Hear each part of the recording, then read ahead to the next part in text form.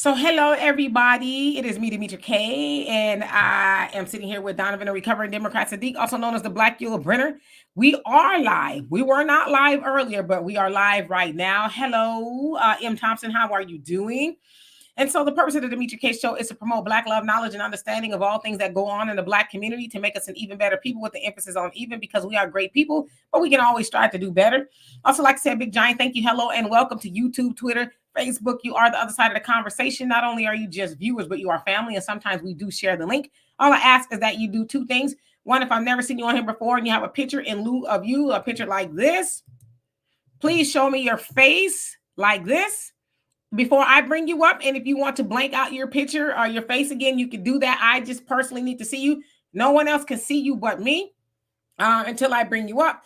The second thing is, if you have said what you've said a million times on here, please do not click that link and come up here and repeat it, because we want to get something new. If you have something new to say, great. But unless that same thing that you've said is pertaining to the conversation, do not come up here and click that link. I also asked a couple of things. I hate that I have to say this now, but I'm going to have to say it. Let's be respectful to everybody. If you're not, I am going to click you off, and it's going to be a very long time before you can come up here and speak.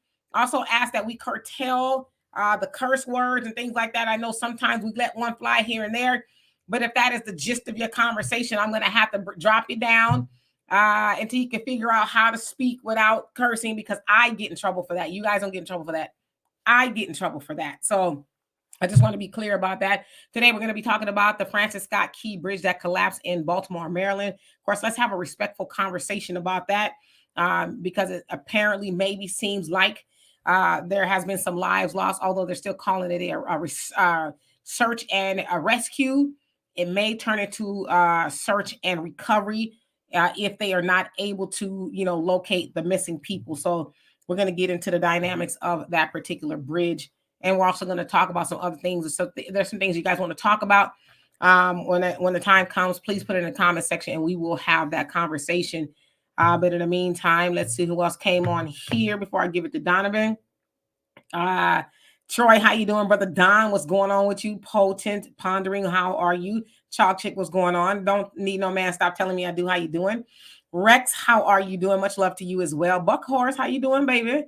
The Average Logical Thinker, glad to see you here. Thunder, how are you? Benito, I'm reading the comment. How about a hello? Abdul, how you doing? Says I live in Maryland and I hope the people involved are safe. I do too. So Donovan, what say you? I say welcome, you guys. Glad to have you guys back. You guys are always doing a great job in regards to keeping the channel going and giving us great discussion topics. Do me a favor, you guys see you guys know the routine. You see the banner at the bottom. 100% of your donation, if given by what is in that banner, goes straight to the content creator. Also, do not forget we have the African Diaspora News Channel app. You can download it at Google Play and also the Apple Store. And if you don't want to do that, you can also sign up on via YouTube, become a member, subscribe, and share on the platform. This is a very, very serious topic in all seriousness. I know we're going to be doing some joking every now and then to keep the conversation lively. But I got a question for you, Demetra, in regards to this. Immediately, Joe Biden, Maryland has a lot of big Black population, Baltimore area of that nature. Isn't it amazing? He immediately comes out and says the federal government is going to repair the bridge and pay for the bridge. Immediately. I mean, this thing just happened immediately. That thing that happened, I believe, in Palestine, Iowa, he's nowhere to be found. Joe Biden is silent, nowhere to be found when, it happens in other parts of the country. But I'm just saying it's amazing to me during election time where his poll numbers are in the damn toilet with Black people, Arabs, and so on and so forth. He's running all over the country trying to put out all these fires. Where is this money coming from? When it comes to Black people, there's never any money for reparations or anything of that nature. But a bridge, and God forbid it does need to be repaired. I'm not saying it doesn't, but I'm just saying, when does something like this gets the attention of the President of the United States and he immediately says, we're going to pay for it? That's my question. And so, hello, Michael. Beverly, how are you doing this evening? All right. And Abdul says, I live in Maryland. I'm not voting for Joe Biden or Kamala Harris for re-election. That's for sure. So let's get into it. This particular thing happened at 1:30 a.m. in the morning in Baltimore, Maryland. On let me see, I wrote all the stuff down. It's the Francis Scott Key Bridge, and that's going to be part of our conversation as well. And they are calling it an iconic bridge, is what they said. Now, that particular bridge says that it sees about 30,000 motorists a day going back and forth, as it sounds like it's a major connection between the city. Of course, the port is there. I'm going to show y'all the video. Hopefully, I don't get in trouble for showing that particular video. More threads. How you doing, Perry? What's going on with you? But it's a port. And at 1:30 in the morning, a cargo ship, a very large cargo ship with a lot of containers on it, ran into it. Now, it is said, and I got some intel from my dear brother Phil, because he knows a lot about that kind of stuff. So apparently it sounds like the ship lost propulsion. So it sounds like the propellers went out on the ship. Now, I think they said they went off for like 60 seconds. And then 4 minutes after that is when it connected to the bridge. And I'm gonna show y'all the video in just a second. So it connected to the bridge, but it also sounds like they tried to, the generator may have came on and they tried to put the ship in reverse to stop it from running in to that bridge there. Unfortunately, that did not happen. And I'm gonna show y'all a video of actually what did happen, and I'll get back into what I'm trying to say here. So I'm gonna show y'all. There's no sound to it, by the way.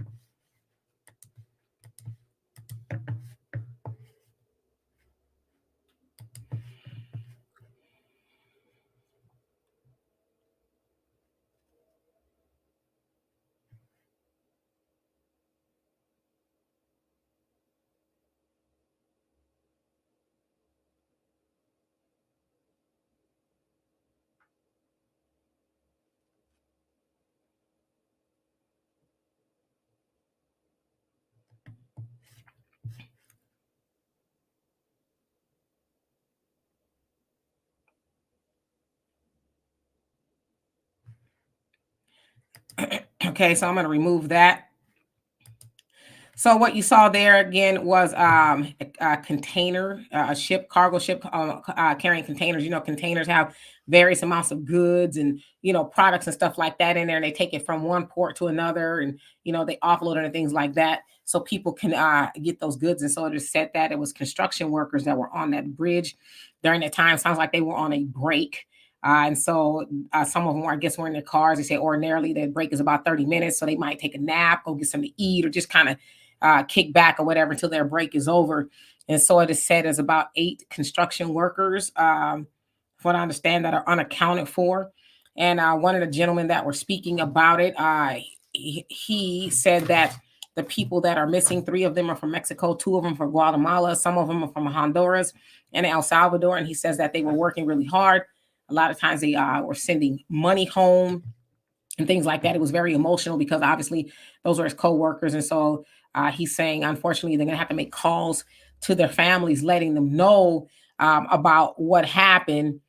And so let's see, they have about 50 divers and they'll be down there trying to find the people, the cars, I guess the trucks or whatever that may be down there with people. They'll be looking until dark, and then they'll resume again in the morning, and unless they do not find anything. Of course, as you said, Donovan, President Joe Biden did say that they're ruling out an act of terrorism because, you know, of course, that's what people think. Oh, it was a terrorism or what have you. And they did say that they are going to use federal money to repair the bridge, and they should, right? They said that that bridge is almost 50 years old and that it underwent, it goes on, supposed to go under inspection every 24 months. The last one, Pete Buttigieg said it did have one in 2023. And it was rated from a scale to 0 to 9, a 6. 6 meaning it was okay. It had a couple of issues, but nothing major to where it should be out of commission. So it says that that bridge, along with that port, supplies a lot of jobs for the people in the area. People cannot work.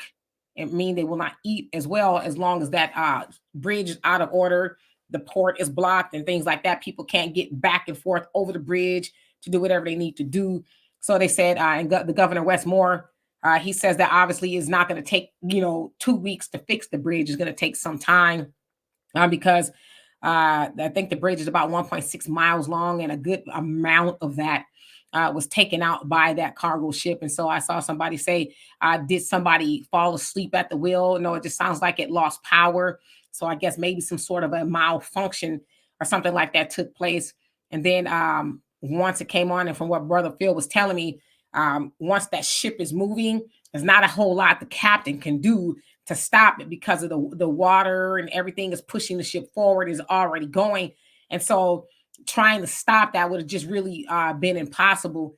But there are some questions as to why, was that ship able to get even that close without there being some barriers, bumpers or something? I don't know. They said it's not unusual, I guess, for cargo ships to go under that bridge. But if you look at the ship and the bridge, is like, well, obviously they weren't trying to go under there. Now that you think about it, because if it malfunctioned, so it wasn't trying to go under there. But it does seem that they would have had some sort of roadblocks or ship blocks or something like that to stop it. But again, I want to say before I get into other things that I'm saying, there are people still missing. So we never ever want to hear about anybody losing their life for any reason at all, especially if they're working, repairing the bridge or whatever they were doing on that bridge, whether they were working at the ports. I don't know exactly what they were doing. Real quick, let me interject. Let me finish. Let me say, because it says that also there was 22 people on that cargo ship. Doesn't sound like anyone was hurt. They did rescue, I think they said like 3 people, maybe from the bridge. 2 of them went to the hospital. One of them was like, okay, I'm good or whatever. But they don't seem like they were critically hurt or anything like that. Now, let me see. I want to make sure I covered everything. Now, I want to talk about this particular bridge, okay? Now, this particular bridge, as you guys know, is named after Francis Scott Key, who was a slave owner in the 1800s. He was born in the 1700s, was a slave owner. He's also against the abolition of slavery. He did a whole lot. He was nominated as district attorney of DC by that of Andrew Jackson. Let's see here. And with that, he would try abolitionists and say that they were trying to start revolts, if you will, and that the country was in danger. And when he was trying a particular gentleman by the name of Reuben Crandall, this is what he said in his address to the jury. And this is he being Francis Key. He says, "Are you willing, gentlemen," because there was men on the jury back then, "are you willing, gentlemen, to abandon your country to permit it to be taken from you and occupied by abolitionists, according to whose taste it is to associate and amalgamate with the Negro? Or, gentlemen, on the other hand, are there laws in this community to defend you from the immediate abolitionists who would open upon you the floodgates of such extensive wickedness and mischief?" So again, he was arguing there, trying to try the guy and find him guilty of trying to, start something with the slave revolts. Francis Key actually lost that case, and they said that he was highly embarrassed, and that was the demise of his career as a lawyer there in Washington for that case. But it was a kind of a weird dichotomy with him, because he was also the leader of, let's see here, the American Colonization Society. So that particular society was sending slaves back to Africa. But they said there was really no evidence that he was really for it, but he was just kind of involved with it. Somehow, of course, you guys know, infamously, he was also the author of the Star Spangled Banner, the national anthem. Of course, we've heard that a million times play out at various games, whether they're professional, what have you. And so a lot of people didn't know about the third stanza that said, "And where is that band who so vauntingly swore that the havoc of war and the battle's confusion, a home and a country shall leave us no more? Their blood has washed out their foul footsteps, pollution. No refuge could save the hireling and slave from the terror of flight or the gloom of the grave, and the Star-Spangled Banner in triumph doth wave o'er the land of the free and the home of the brave." And so when I looked at it, they said that particular saying about the blood of the slaves was basically going to be washing out the pollution of the British. That's what that was supposed to mean. But he did not like slaves at all. Although he did free some slaves toward the end of his life. They said he died with 8 slaves, so he still died a slave owner. Now, the reason I bring him up is because they call the bridge iconic there in Baltimore. And I guess in some respects it is iconic, right? But to us, we know, especially, we learned a lot about the Star Spangled Banner national anthem when Colin Kaepernick was kneeling during the Star Spangled Banner because of police brutality and things like that. It was bringing awareness to it. I should also say that I think it was an Army vet actually told him to do that. It was a white guy that gave him that idea. But of course, we know what happened to Colin Kaepernick, and then eventually all the NFL teams and all the other teams that, they, Black Lives Matter and, the Negro national anthem and all this other stuff they start to do. But I saw some people say, might this be the ancestors at work? I'm not saying it is. I'm just seeing conversations around it. And it's like we've seen, especially throughout the country in the last couple of years or so, where they would get rid of monuments that were that of slave owners. They would take down the statues and rename stuff. So then the next question I have is, why was that bridge still there named after him, who was a big-time slave owner and anti-abolitionist who clearly did not like Black people, slaves, because he penned that third stanza basically mocking the slave, Also, there was times where he called Black people slaves inferior and less human and a whole bunch of things. So why was that bridge still there in his name? So we'll have a discussion about that, and I'll get into you guys' comments.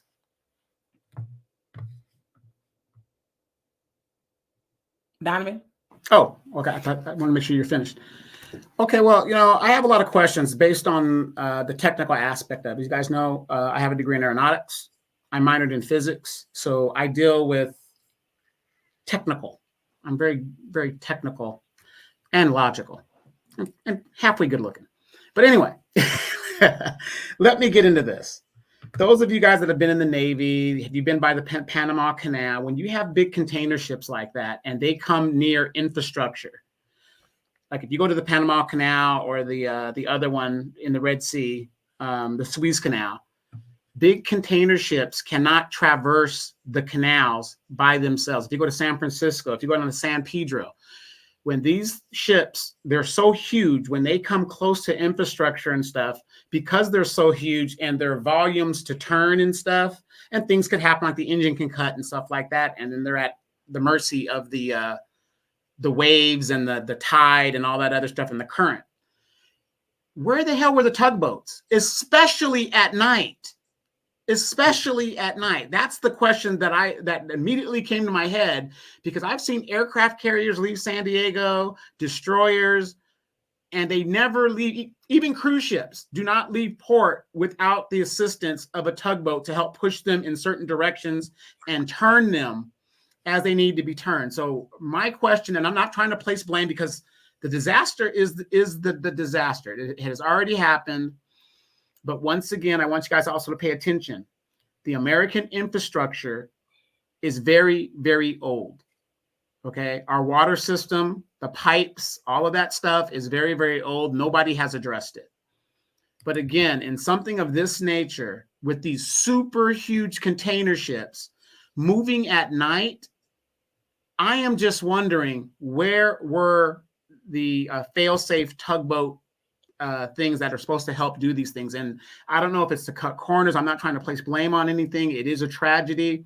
But sometimes you got to look and you just say, wait a minute, this doesn't make any sense. How could this big container ship get this close to an infrastructure system without the other apparatuses that are supposed to be there? So that's just a question that I have to say as I saw the video and I saw what was going on. Because to me, that just doesn't make any sense. It's just like 9/11. Have you guys noticed until this very day, the United States government will not release airport footage of any of the 9/11 hijackers? Why is that? If they were going through security and all that stuff that they were supposedly done, why won't they release that information? You can say, well, that person did this person did that, this person did that. They won't release the passenger manifests of the people supposedly on these planes. We got to think logically what is going on here. So again, it's a tragedy. It's going to be rebuilt. Again, my question is, with everything that the president has to deal with that is more important. And I'm not saying that bridge isn't important, but it is a state, well, federal bridge. I don't know what kind of bridge it is. I didn't research that. But it's within a state. Governors should be addressing that, whatever. But the president of the United States is addressing this issue. It just something doesn't make sense to me. Hey, George, how you doing? Says the path that the ship was supposed to go, and it missed the path and lost power to the correct path. So that's basically, yeah. So it wasn't supposed to go that way, and it, lost power. So it did. Yeah, so but that absolutely makes sense. Yeah. But the fail-safe is that's why you have the tugboats on standby as these big vessels come through. Because if that was the case, you'd have a whole. You guys remember a couple of years ago when the Suez Canal, when that one container ship kind of turned wrong and jammed up the Suez Canal? It was jammed up for like 13, 14 days. That's why you got to have the tugboats ready and help to assist these ships because they can't turn. Their radius to turn is huge. Well, they said, and I don't know nothing about none of that. I'm just telling you what I heard, that it lost power for 60 seconds and that and then 4 minutes later it hit. So I don't know, as George said, if it wasn't originally going that way and it lost power and it ended up shifting that way anyway, then I don't know if that was a tugboat situation. If it wasn't going toward the bridge originally, don't give me the line. I don't know. But Perry, you also say that's what tugboats are for. Where were they? So I don't know. But that's what I'm saying. When they're coming close to infrastructure, and like I said, I flew airplanes. Certain things you can't come close to it because these things will happen. I mean, to me, that's almost common sense and naval jargon. I'm not in the Navy, but it's almost common sense. That's what the tugboats are there to assist, to make sure that they do not go off of that path. Right. So I don't know. Hey, Pop. I don't know. It just sounds like it's, something that sounds like, right? Who knows, right? But it sounds like it was an accident. Because I'm thinking, and it is kind of how, being logical, if it was an act of terrorism or something like that, wouldn't it would have been done at 1:30 in the morning? Would it have been done? Because you could see people who had just barely, escaped, rather, being a casualty, if you will, on that bridge. But I'm thinking if it was an act of terrorism or for whatever reason, it would probably been a rush hour, where it was jam packed, a traffic jam or something. So that's kind of why I'm thinking, I don't know about that. Were there some safety measures that were negated? Probably. Wasn't an accident? More than likely, But again, who am I? I don't have any intel other than what they're telling us. All right, and let's see who else came on here. Easy says correction. That is the main bridge for the port truck traffic and hazmat truck going around the tunnel. Okay, got it. So yeah, they're saying even still, there's a lot of people that will be put out of work due to people not being able to go back and forth to the port or, whatever else is surrounding that area. So, and Thunder says, question, am I the only one that saw the ship hit that bridge and thought about the movie Leave the World Behind? Oh, you better quit.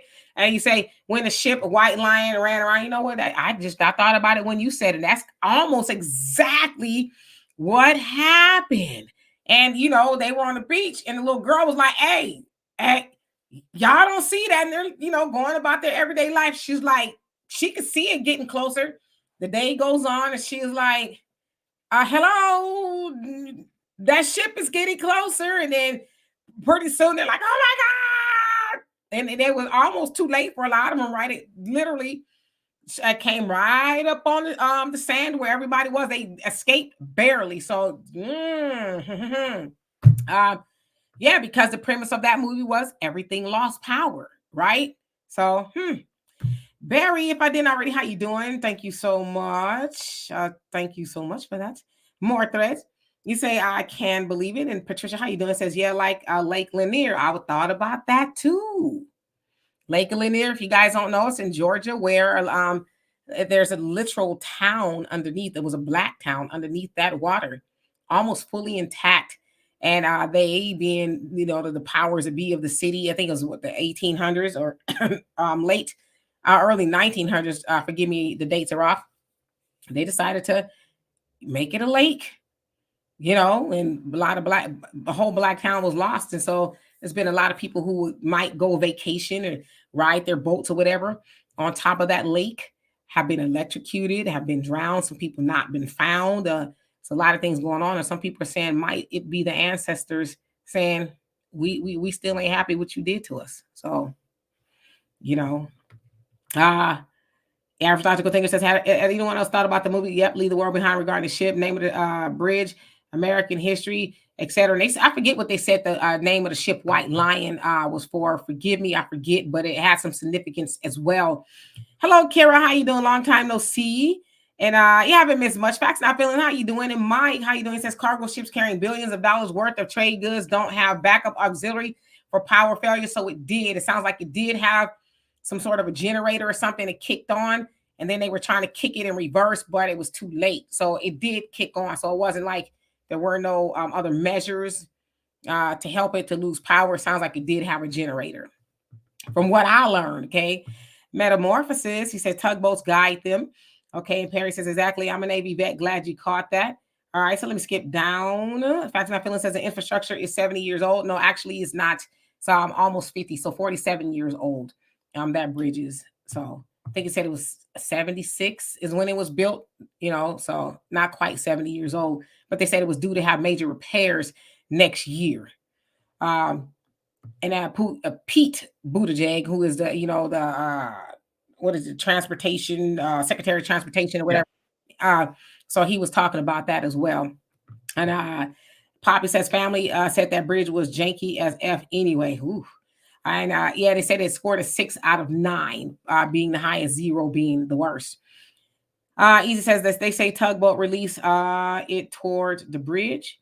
And Jupiter, how you doing? Says as former U.S. naval sailor, it looks like power loss on distribution load. I had that happen when I was on a destroyer. So yeah, they said it lost propulsion. So it sounds like the propellers stopped.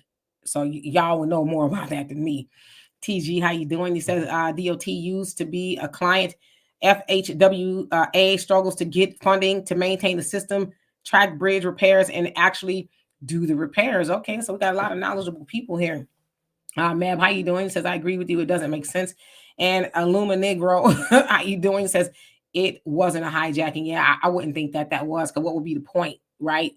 Unless it was a failed hijacking, I don't know. And Easy says Baltimore traffic everywhere off the chains for a minute. Oh, I would imagine. Ooh, I'd hate to live in that area, because there's a lot of footage that came from people who live there. So obviously they will be affected by that, right? You crazy, Pop. Thunder says, is it possible that something externally caused the engine failure? I guess that's all to be investigated, because it sounds like the cargo ship is still there from the pictures and video I saw, still there, with a portion of the bridge still collapsed on top of it. So they got a lot of investigating to do. Yeah, and you got to remember with technology, with a lot of technology, like in the airplanes, when I was flying back in the day, they used to keep at least 1,000-foot separation between aircrafts. But with GPS systems and things being more aligned, now it's about 500 feet. Have you guys ever been on an airplane and you're coming in and you see the other airplane right there next to you? It's like you could just see them, right? And you guys are both coming in to land at dual runways. The same thing with the Navy. Everybody's so dependent on the computers now that if that GPS system went out or something went out, I mean, it's plausible. Basically what I'm saying. It's a plausible situation. That computer could have gone out and it was just an error of whatever. And this is where we're at today in our technology. Yeah, so Jupiter, he says, not always. You need a tugboat depending on channel or area. U.S. warships, small boys, we had 1 or 2. So you're basically saying maybe in that case, they didn't need a tugboat. So that would probably explain why there wasn't one. Okay, so let's see here. Perry said terrorism isn't perfectly scripted like most things, especially during wartime. But I'm saying, and I don't know everything. I'm just, thinking about it logically. If it was an act of terror, was it terrorism to make traffic jams until, they fix it, or was it what would be the point of it? Because like I said, I'm trying to be logical. Maybe there is no logic to terrorism. I guess I don't know. But again, it was at 1:30 in the morning.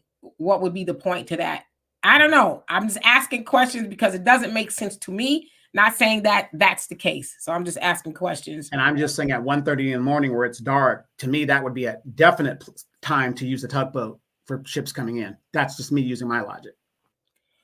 And W of Israel, how you doing? It says first rule of war, cut off all the escape routes. That could be a good point. Dorian, how you doing? It says it was cursed based on the name alone. Yeah, I've seen a lot of people make that correlation, but I've seen a lot of people, especially when I was doing the research, calling it iconic, you know. All right. And so Jupiter says the ship has predetermined routes in the channel due to its depth. It doesn't follow it. They will run aground. Okay. Come on with the knowledge. Facts Not Feeling says how many people are still missing from the off the bridge. So if I didn't already say it sounds like there's about 8 that are unaccounted for. And it sounds like they were a construction crew that were there in the middle of the night doing something, and they happened to be on break. So it sounds like there's some vehicles and stuff that got submerged under there. And there's about 8 people that are unaccounted for. So they said right now it's still a search and rescue until further notice. And then if God forbid they don't find those people, they're going to turn it into a search and recovery. Search and rescue means that they still believe that there's hope, that maybe, you know, they're alive somehow, some way. So that's why they call it a rescue. Recovery is, okay, we don't think that they're alive, so now we're going to try to recover the bodies, if that makes any sense. Right. Dimitri, remember back in the early 90s when all the freeways collapsed here in California? Which freeways? I'm sorry. All I remember when that had that big earthquake and all the oh yeah, collapsed. It was like to me it reminded me of like the day after or something. Like, oh my God, it's like you couldn't go anywhere. You had to do all this bypassing. It was just incredible to see, you know, these structures that have just completely collapsed. Yeah. Yeah, and Easy said D-Day rescued one from the water. He refused medical treatment. Is he crazy? Well, from what one of the fellas that I guess escaped it or was, you know, fortunate enough not to be in harm's way, he said that 3 of them were from Mexico and they were relatives, so they were all related. 2 of them were from Guatemala. Some of them were from Honduras and then El Salvador. So if I'm thinking along those lines, I don't know what their situation was as far as citizenship, but if that was the case, maybe they were like, I'm good because I don't want to, you know, I don't know. But yeah, you're right. One of them said, I don't need any medical treatment. I'd have been like,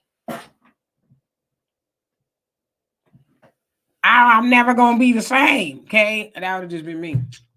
Yeah, logical thing. It says, just to reiterate for folks coming in, please refrain from cuss words that will strike Demetrius channel. Thank you so much. Absolutely. And thank you for the reminder. Yeah. I kind of got a little bit of trouble for one of the recent ones we had. I was like, oof. And Chalk Chicky says, White Lion was allegedly the first ship to bring Africans.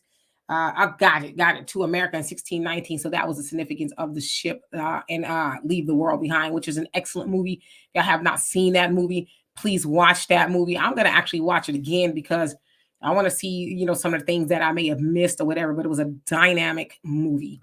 So thank you, Chalk Chick. More threads. He says that piece of water, as well as the Lock Haven Reservoir, was created over a black town as well. A lot of people may not know the town under the reservoir was Warren, forgot the other. So you're saying as far as in Baltimore, where that bridge is? Wow. So we learned a little bit more. And Brogu, how you doing? I hope you're doing well as well.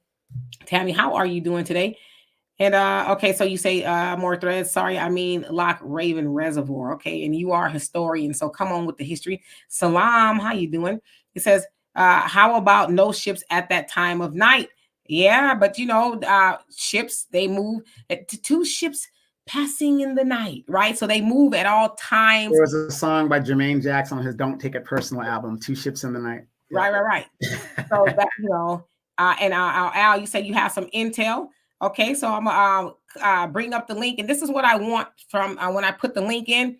Anybody who may have may have worked on a ship, or you know something about a ship or the port, click the link. I'd love to hear from you all. All I ask is, y'all know on YouTube we gotta watch our mouths and you know all that. Let's be respectful to the people who are still unaccounted for, as this is, you know, not a good situation. So I'm going to put that link up in just a second. I want to get these comments down. King Shaw, how you doing? He said all the bridges named after racist presidents, and he said Sid Federer.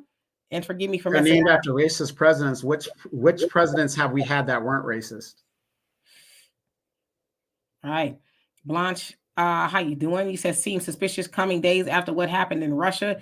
Yeah, there's a lot of stuff going on in the world. You are not lying. Yeah. And speaking real quick of Russia, I just put it in the chat. How many of you guys heard about Putin he revealed an archaeological find of a find that they found of Black Jesus. There was a portrait or something of Black Jesus, and the Jews and a lot of the Ike folks are disputing it. This is something that was like 3,000, 4,000 years old that Putin just revealed, and it was a portrait of a Black Jesus around the time that Jesus walked there, supposedly. Yeah, and it sounds like he did that a couple of years ago, but for some reason it's recirculating. But it's like, duh, the only people that don't know Jesus was Black is Black people. Because we running, when I say we, I mean y'all, okay? Running around worshiping the white Jesus. But you know the white folks everywhere else around the world. And Walter, he's a world traveler. He says we are the only ones that worship a white Jesus. He says you go to anywhere, Italy and just different places throughout the world. He says they got a Black Jesus. They got the Black Madonna, right? But we're the only ones that run around, praying to a God that don't look like us. So you want to know why that is? Because they saw that episode of Good Times where Florida was like, "That's the only Jesus I know." Yeah, but even before then, we were indoctrinated to thinking that Jesus was white. That's what we were taught. Even in the Bible, it says, that Jesus, his hair was like wool, and he lived eyes like fire, bronze, living as close as he did to the sun. He wasn't born in Switzerland. He was born in Africa, right? So it's like, isn't it that hot? It's closer to the sun. How in the hell is he gonna be pale, blue eyes and blonde hair? He said his feet was like brass. Sounds like he was a brother to me. But somehow people run around. I can tell everybody, you don't believe me? Take the test really quick. Everybody take this test with me. I'm gonna put the link up. Take this test, okay? Close your eyes. Everybody close your eyes. What does Jesus look like in your mind? What did you see? Put it in the chat. I'm going to put the link up. And again, I want to hear from anybody who's worked on a ship or has some knowledge of how ports or anything like that work. And then, of course, we'll open up the link for everybody else. Okay, I see some people saying Black. I'm looking.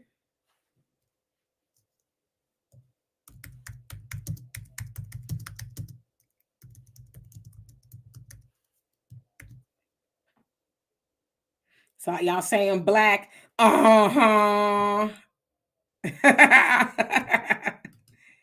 All right, here we go. So again, only people who have some knowledge of what is going on here. Okay, so I see y'all saying black, wool hair described. He said, I broke that spell a long time ago. So Perry, but what did you see though? What did you see before you broke that spell? Let's see here. Donovan says white dove. Okay.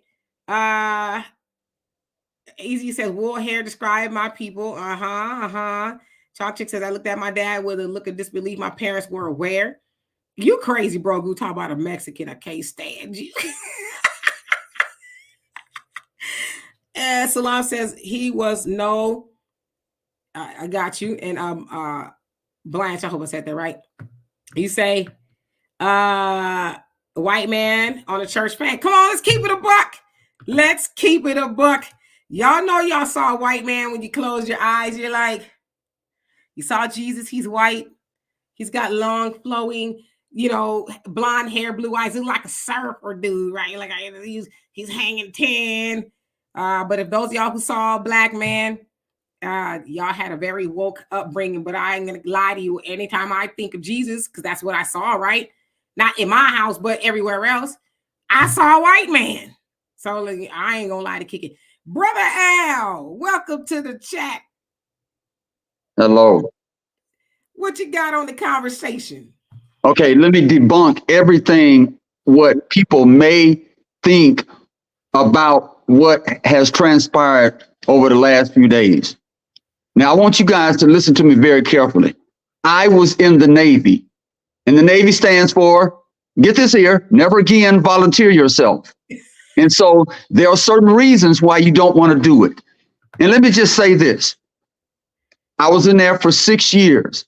And when the ship is underway, every time it's underway, when it's coming in and when it's coming out, listen to what Donovan was saying. They have tugboats to guide them in, whether you're underway or you're deploying. So at night or in the day, there are tugboats.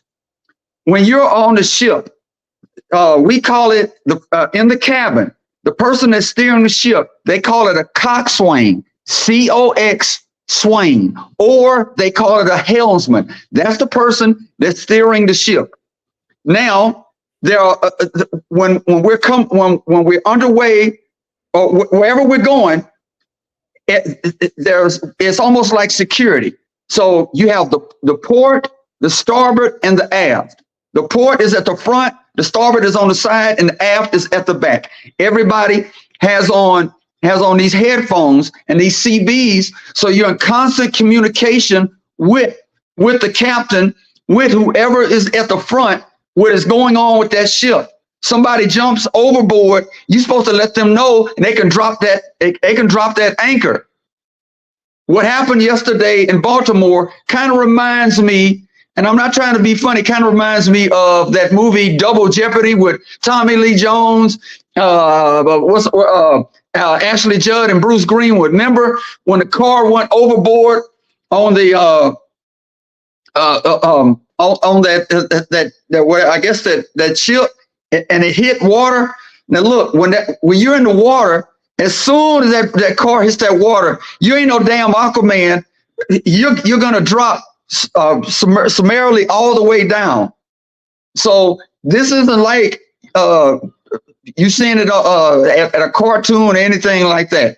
And look, I was stationed in Seattle, and so when we're going out, Puget Sound is a nasty river, and they have mountains out there called Mount Rainier, and so they don't let a lot of ships and cargoes be out there at the same time.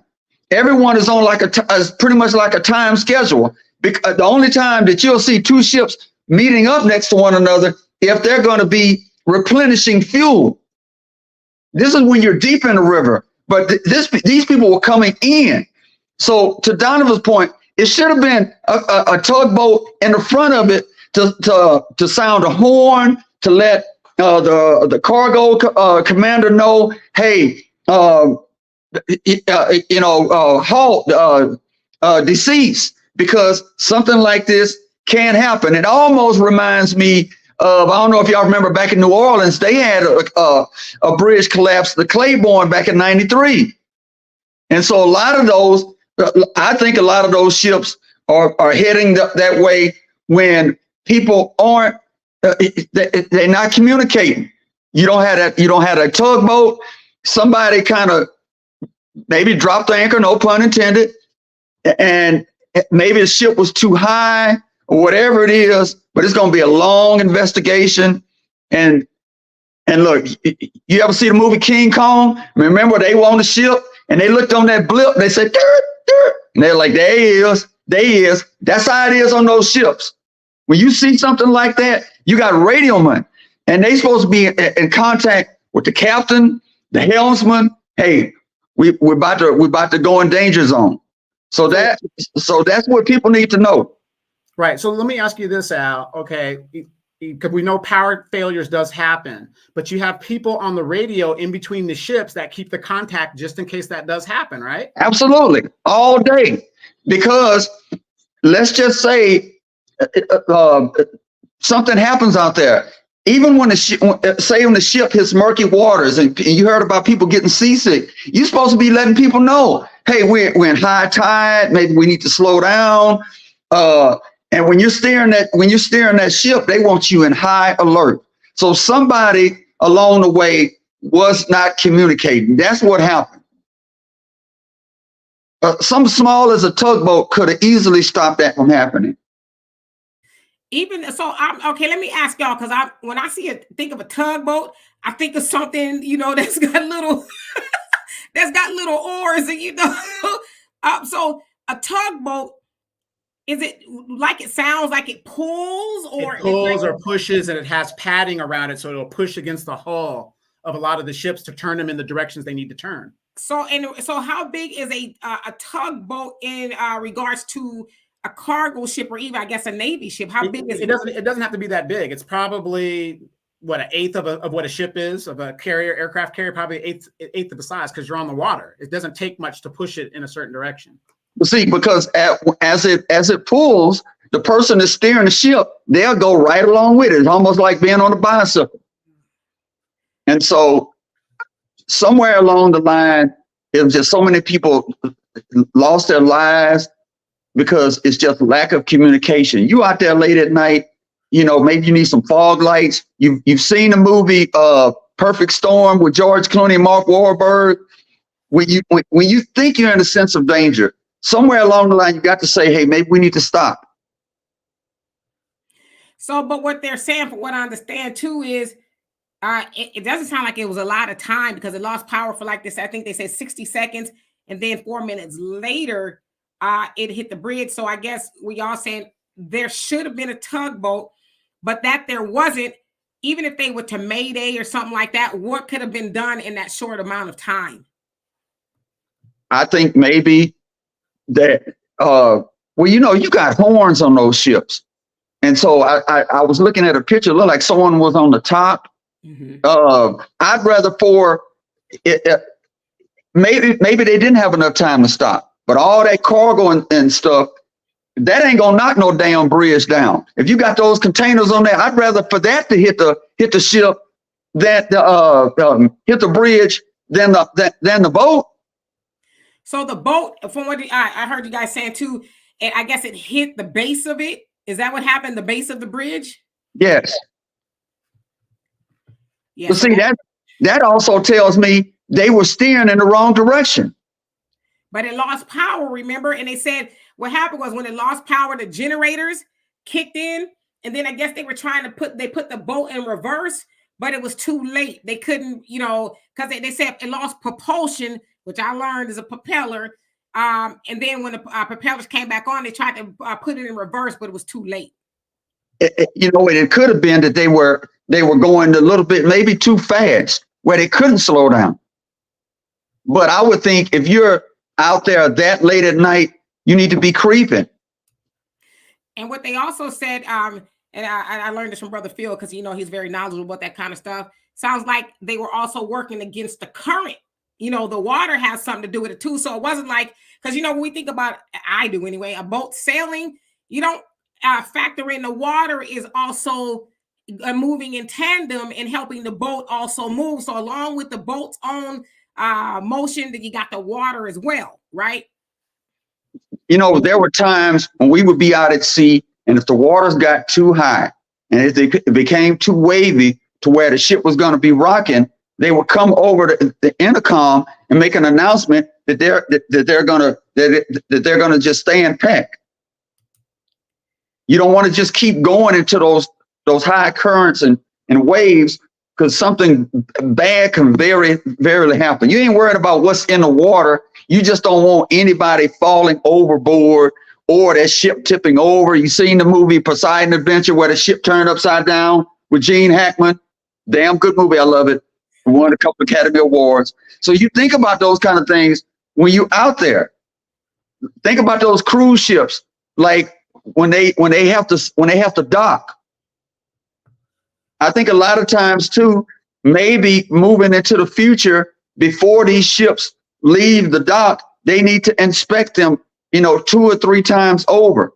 We used to have these things called watches, to where we would put on these masks and watch the guys well, and we'd have to report them. We'd have to stay on the intercom making sure that they're doing their job.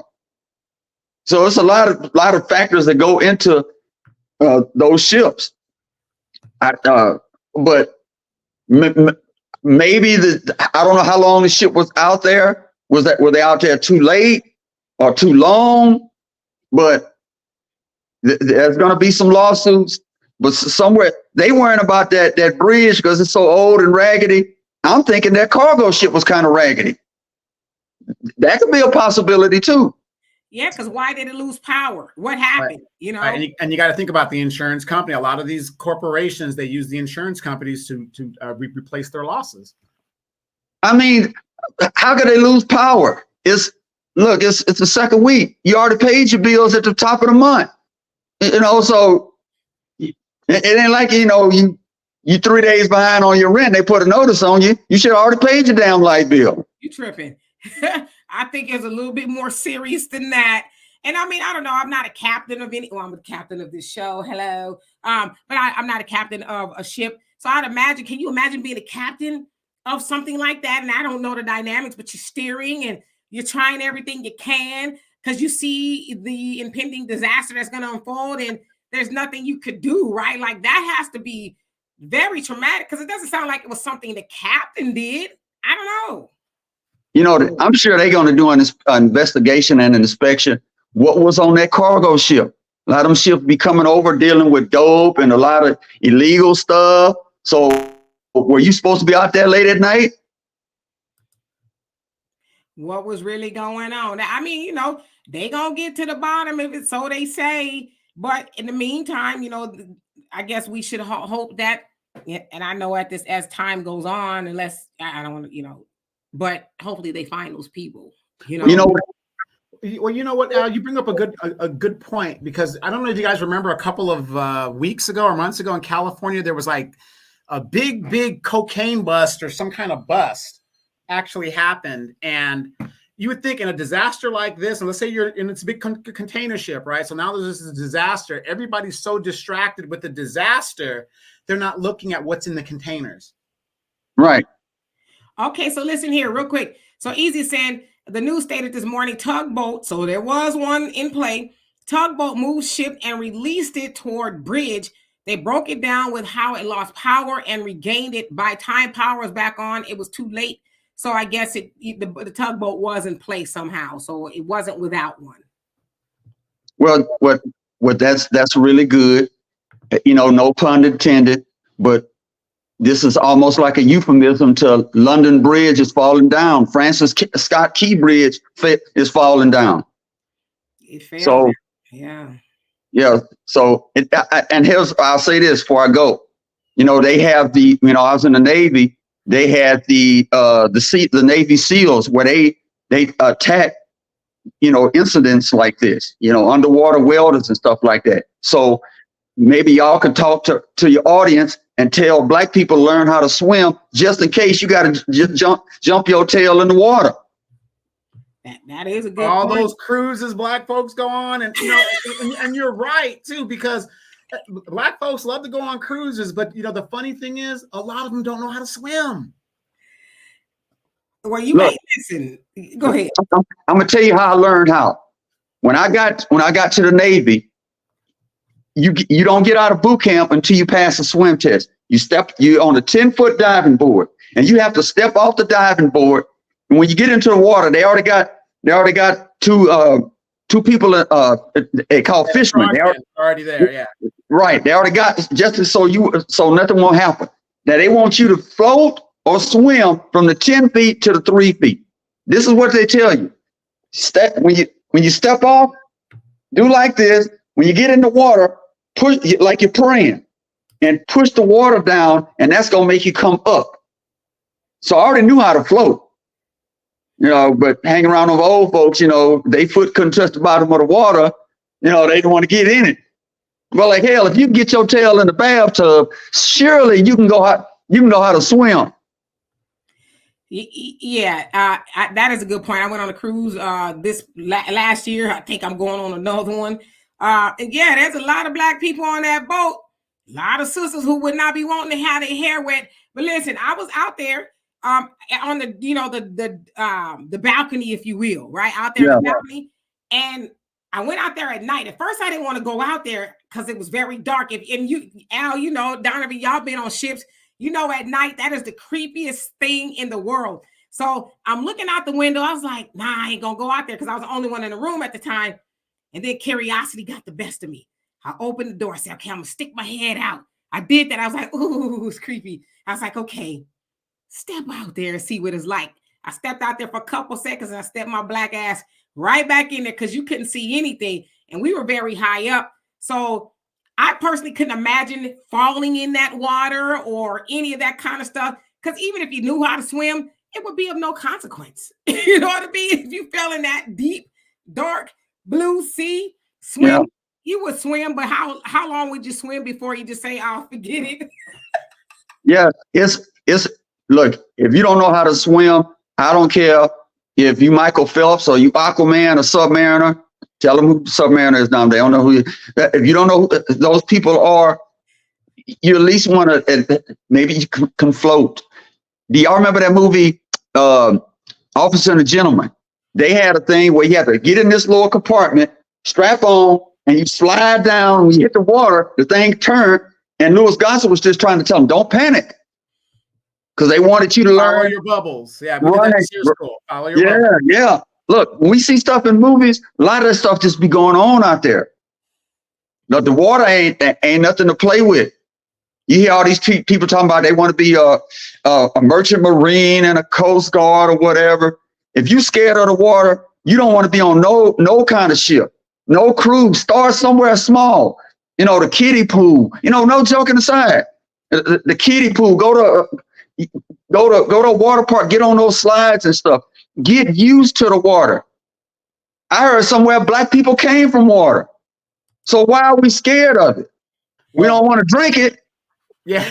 Well, the funny thing in SERE School, they did do, it's part of biology. You got to learn part about biology there. But black people in general, because we don't have as much body fat as our white counterparts, is one of the main reasons why we don't float. If you notice, our skin is a lot thinner than our counterpart. We may have some fear. Some of us are for the water due to the Middle Passage. So that's a theory as well. Well, I don't know what to say. Just, you know, my thoughts and prayers. Hell, ain't no sense of praying and people dead. Hell, you just gotta hope for the people that the survivors, the families of those people that are deceased. You talking about get to the bottom? Hell, the car's at the bottom. Yeah, and how far is the bottom? You know, I don't know if they're saying the river. I'm reading the river was 50 feet deep. So I don't know, and I guess 50 feet. So it's not really that deep, but it is. It's not like a swimming pool, right? You ever see that movie Men of Honor with Cuba Gooding Jr.? He had to go down in that thing and rescue those people, and they were losing air pressure because they was too far down. So is that far? At 50 feet, is that too far down to lose pressure? Yeah, I would think. What is it, Al? For every foot that you go down in the ocean, it's like every 30 feet, it's like an atmosphere or something like that. As pressure on your body gets, for every foot that you go under, your pressure gets harder and harder. So Shelly, how you doing? It says 60 to 100 feet deep. I live near Maryland. Okay, so that is deep. It's not like going for a swim if you want a regular, 8-foot pool. But yeah, I don't want to be a pessimist, but you're being submerged underwater unless somehow a miracle is happening. They're in a bubble or something. Yeah, it's probably going to turn into a recovery. How many of you guys remember the Concordia cruise ship that crashed off of Italy or Greece or someplace like that? Mm-hmm. And I'm not shaming the pilot or the captain or nothing like that, but even now when you see truck drivers, the truck drivers now are so young and they handle those rigs as if they're cars. Yeah. But the captain of the Concordia, remember that the ship messed up or whatever, he messed the ship up, and his defense was he fell into the lifeboat. he fell into it. No accountability whatsoever. He was like, I accidentally fell into the lifeboat. So he saved himself while other people had perished. Well, that's too bad. It ain't too bad. He saw the Titanic and was like, shit, I bet I won't be up here listening to the orchestra play while everybody else is getting off. Right. Taps is going, but but my point is you have so many younger people now that they're not paying attention like it was back in our day and our parents' day, where attention to detail was so much important. They are so caught on these computers. And I'll give you guys a better example in aeronautics. When that plane takes off, it is a federal rule that a pilot must land the plane within 100 feet and 100 feet off of the runway. Once you're 100 feet off that runway, the autopilot kicks in. Then the plane is flying itself. The pilot is there just reading his magazine and watching the systems. They've become so dependent on these computers that they've lost the skill to actually fly the airplane. They don't do that on Spirit. Yeah, I remember watching when those old cartoons when Olive Oyl would fall into the water and she'd go down like this.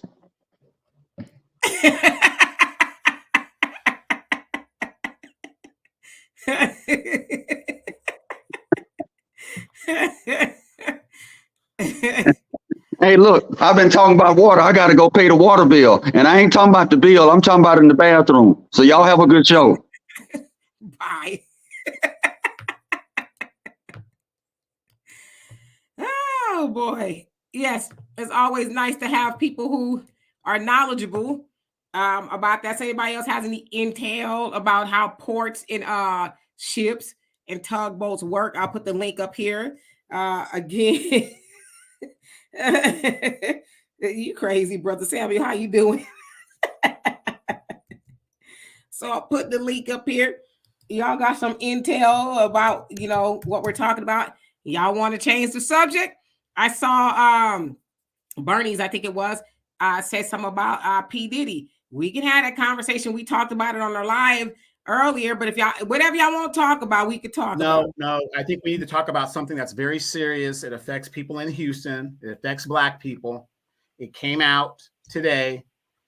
The Turkey Leg Hut did file for bankruptcy. They're $5 million in debt. That's what we need to talk about. Where are we going to eat now? They're closing the Turkey Hut. Who is we? I never. Let me quit lying. I'm about to say I ate at the Turkey Leg Hut when people would come in from town. They're like, you know, they heard about the iconic Turkey Leg Hut, so they wanted to go. And I'm like, was it everything you thought it would be? And they said no. And I'm like, thanks for giving me high blood pressure once again, because all the food is very salty. Yes, but let me ask you this, Demetra. How do you get $5 million in debt? It's not hard. Well, I mean, I know it's not hard, but for a business that was so successful, were they wrapping the turkey leg in some golden foil or something? They might have been, because they had Hennessy glazed turkey legs and they did macaroni and cheese stuffed, and all. I mean, the turkey legs were, you know, a doozy. It wasn't just like a turkey leg, right? You go to the fair and you get a turkey leg. They had those too.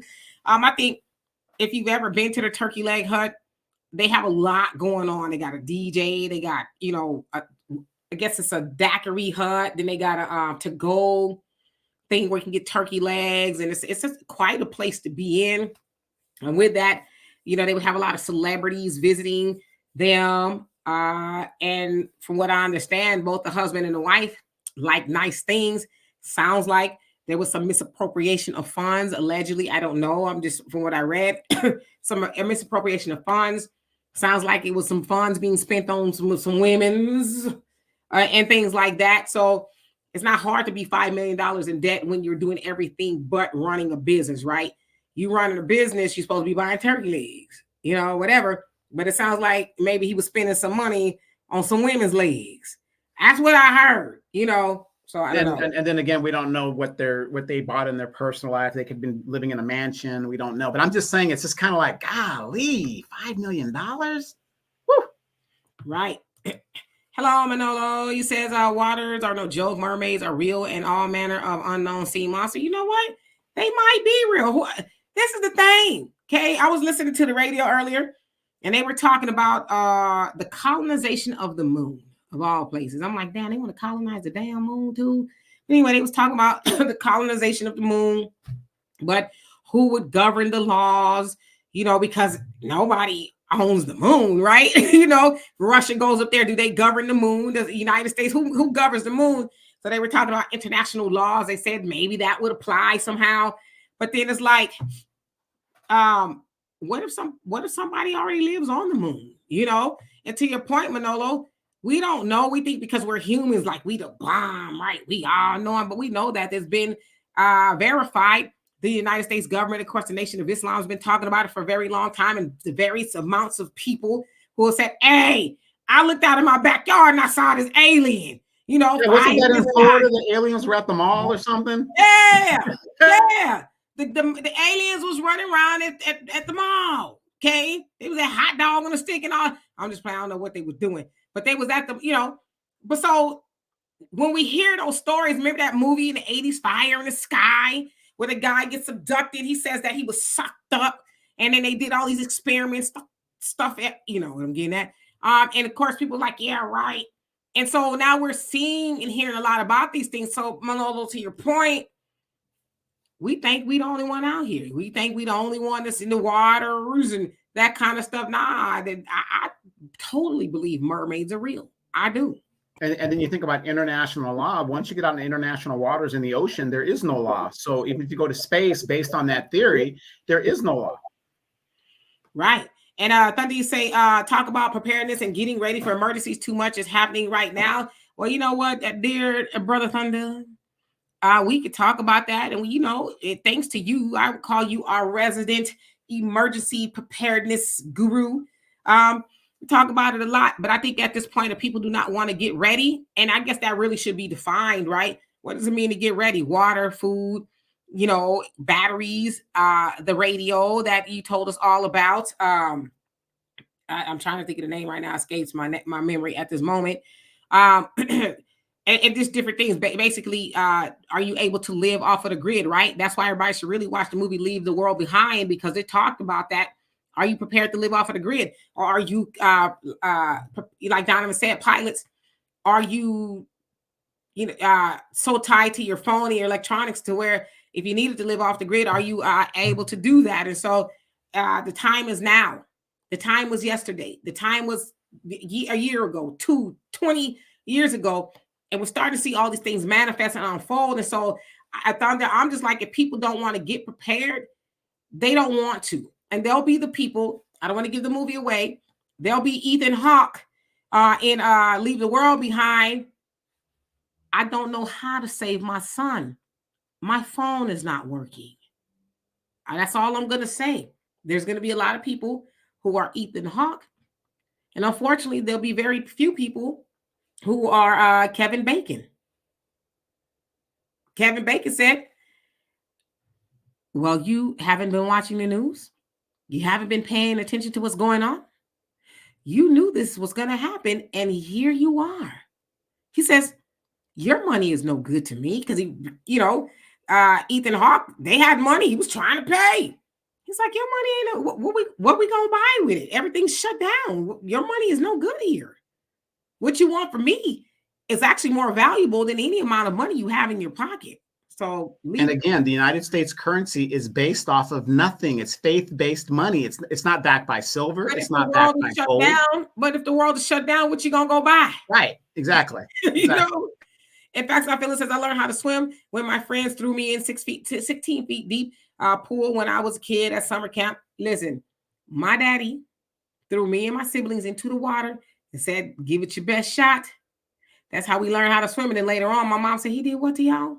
And she got us swimming lessons. But my dad said, this is your lesson here. And we was,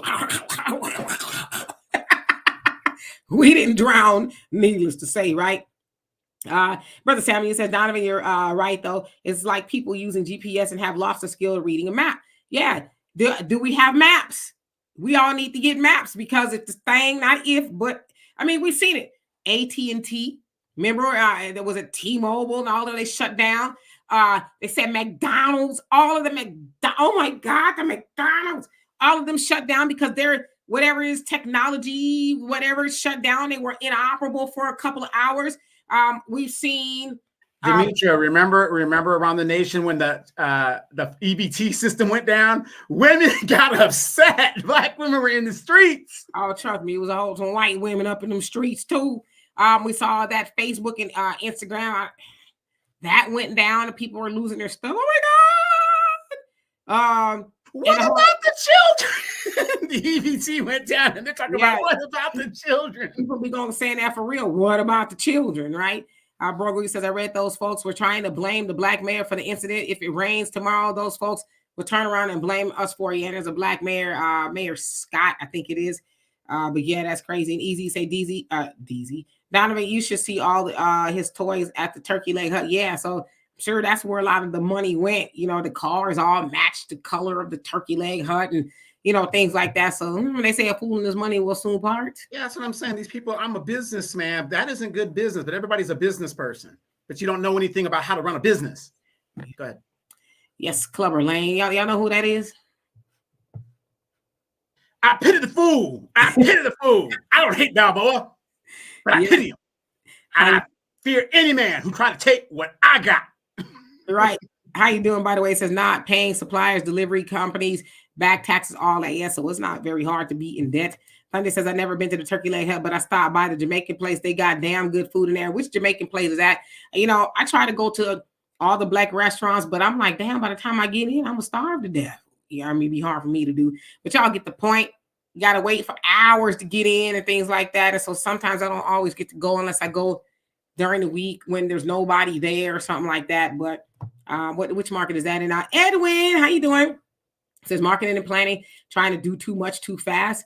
Yep, living high on the hog. Hello, love. How are you doing? Your average logical thinker says mismanagement, too much Gucci, Louis, Prada. Yep, more threat says I hate to see black businesses go down this way. I'm in bankruptcy. I don't know if that means that they'll close or, you know, maybe they need some money. But it sounds like the husband started a oyster hut where he's now selling oysters, sort of like in the same fashion of the turkey leg. So he's trying to reinvent, right? Herschel, how you doing? He says Putin released pictures of what Jesus looked like, according to the artist in the 14th century. Yeah, but you know, if you follow the Bible, it tells you what he looked like, Valerie. And that's the other thing too. You know, I see a lot of black people talking about it, and not you, but a lot of black people, you know, see, a white man said he was black. You need a white man to tell you that?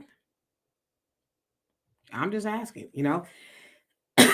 Valerie says, I will be keeping my feet right here on the planet Earth. Yeah. I'm like, maybe they all go to the moon. But they said you can't really live up there for too long. I'm like, go up there and test that theory out. Let's see how long you can actually live. Yeah, exactly. I think the record up there was a guy up there. He was up there for 1,000 days, and his muscle atrophy just messed him up. But William Shatner, Captain Kirk, when he went up to space and with Jeff Bezos thing, he said when he went to the edge of space, it was all black. He didn't even see any stars. That's why I don't believe the United States has ever gone to the moon. I believe that was staged, because why haven't we been back in all this time? So. Yeah, there's been plenty of evidence saying, sure, Neil, you went to the moon. Sure you did. You know, imagine if they'd had social media back then. They wouldn't have been able to pull that off. Yes, bro, Kevin Bacon was ready. He was with stuff, right? He was like, do you got some ammo? Because that's more important than money, you know? And what have I been telling our people, especially our ladies that are leading their families? And we are 8 months away from an election, and we don't know what is going to happen. Yep. And our brother Samuel says Hurricane Katrina was a test. If we could live off the grid, many panicked and failed the test. You ain't lying about that. You know, but I'm trying to think, did anybody know that the levees would break? Would they have had a boat or anything? Like, how do you really prepare for that?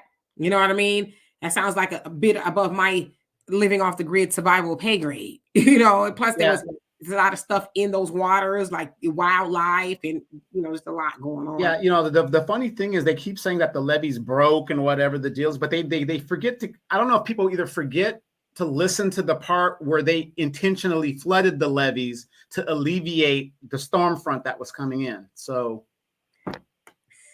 Thunder, you might be on to something. He says, I'm going to have to get a whole bunch of cheap alcohol cigarettes. There are people out there with habits that are willing to do any and everything for those habits. I see you trying to negatively influence Gertrude and Mildred.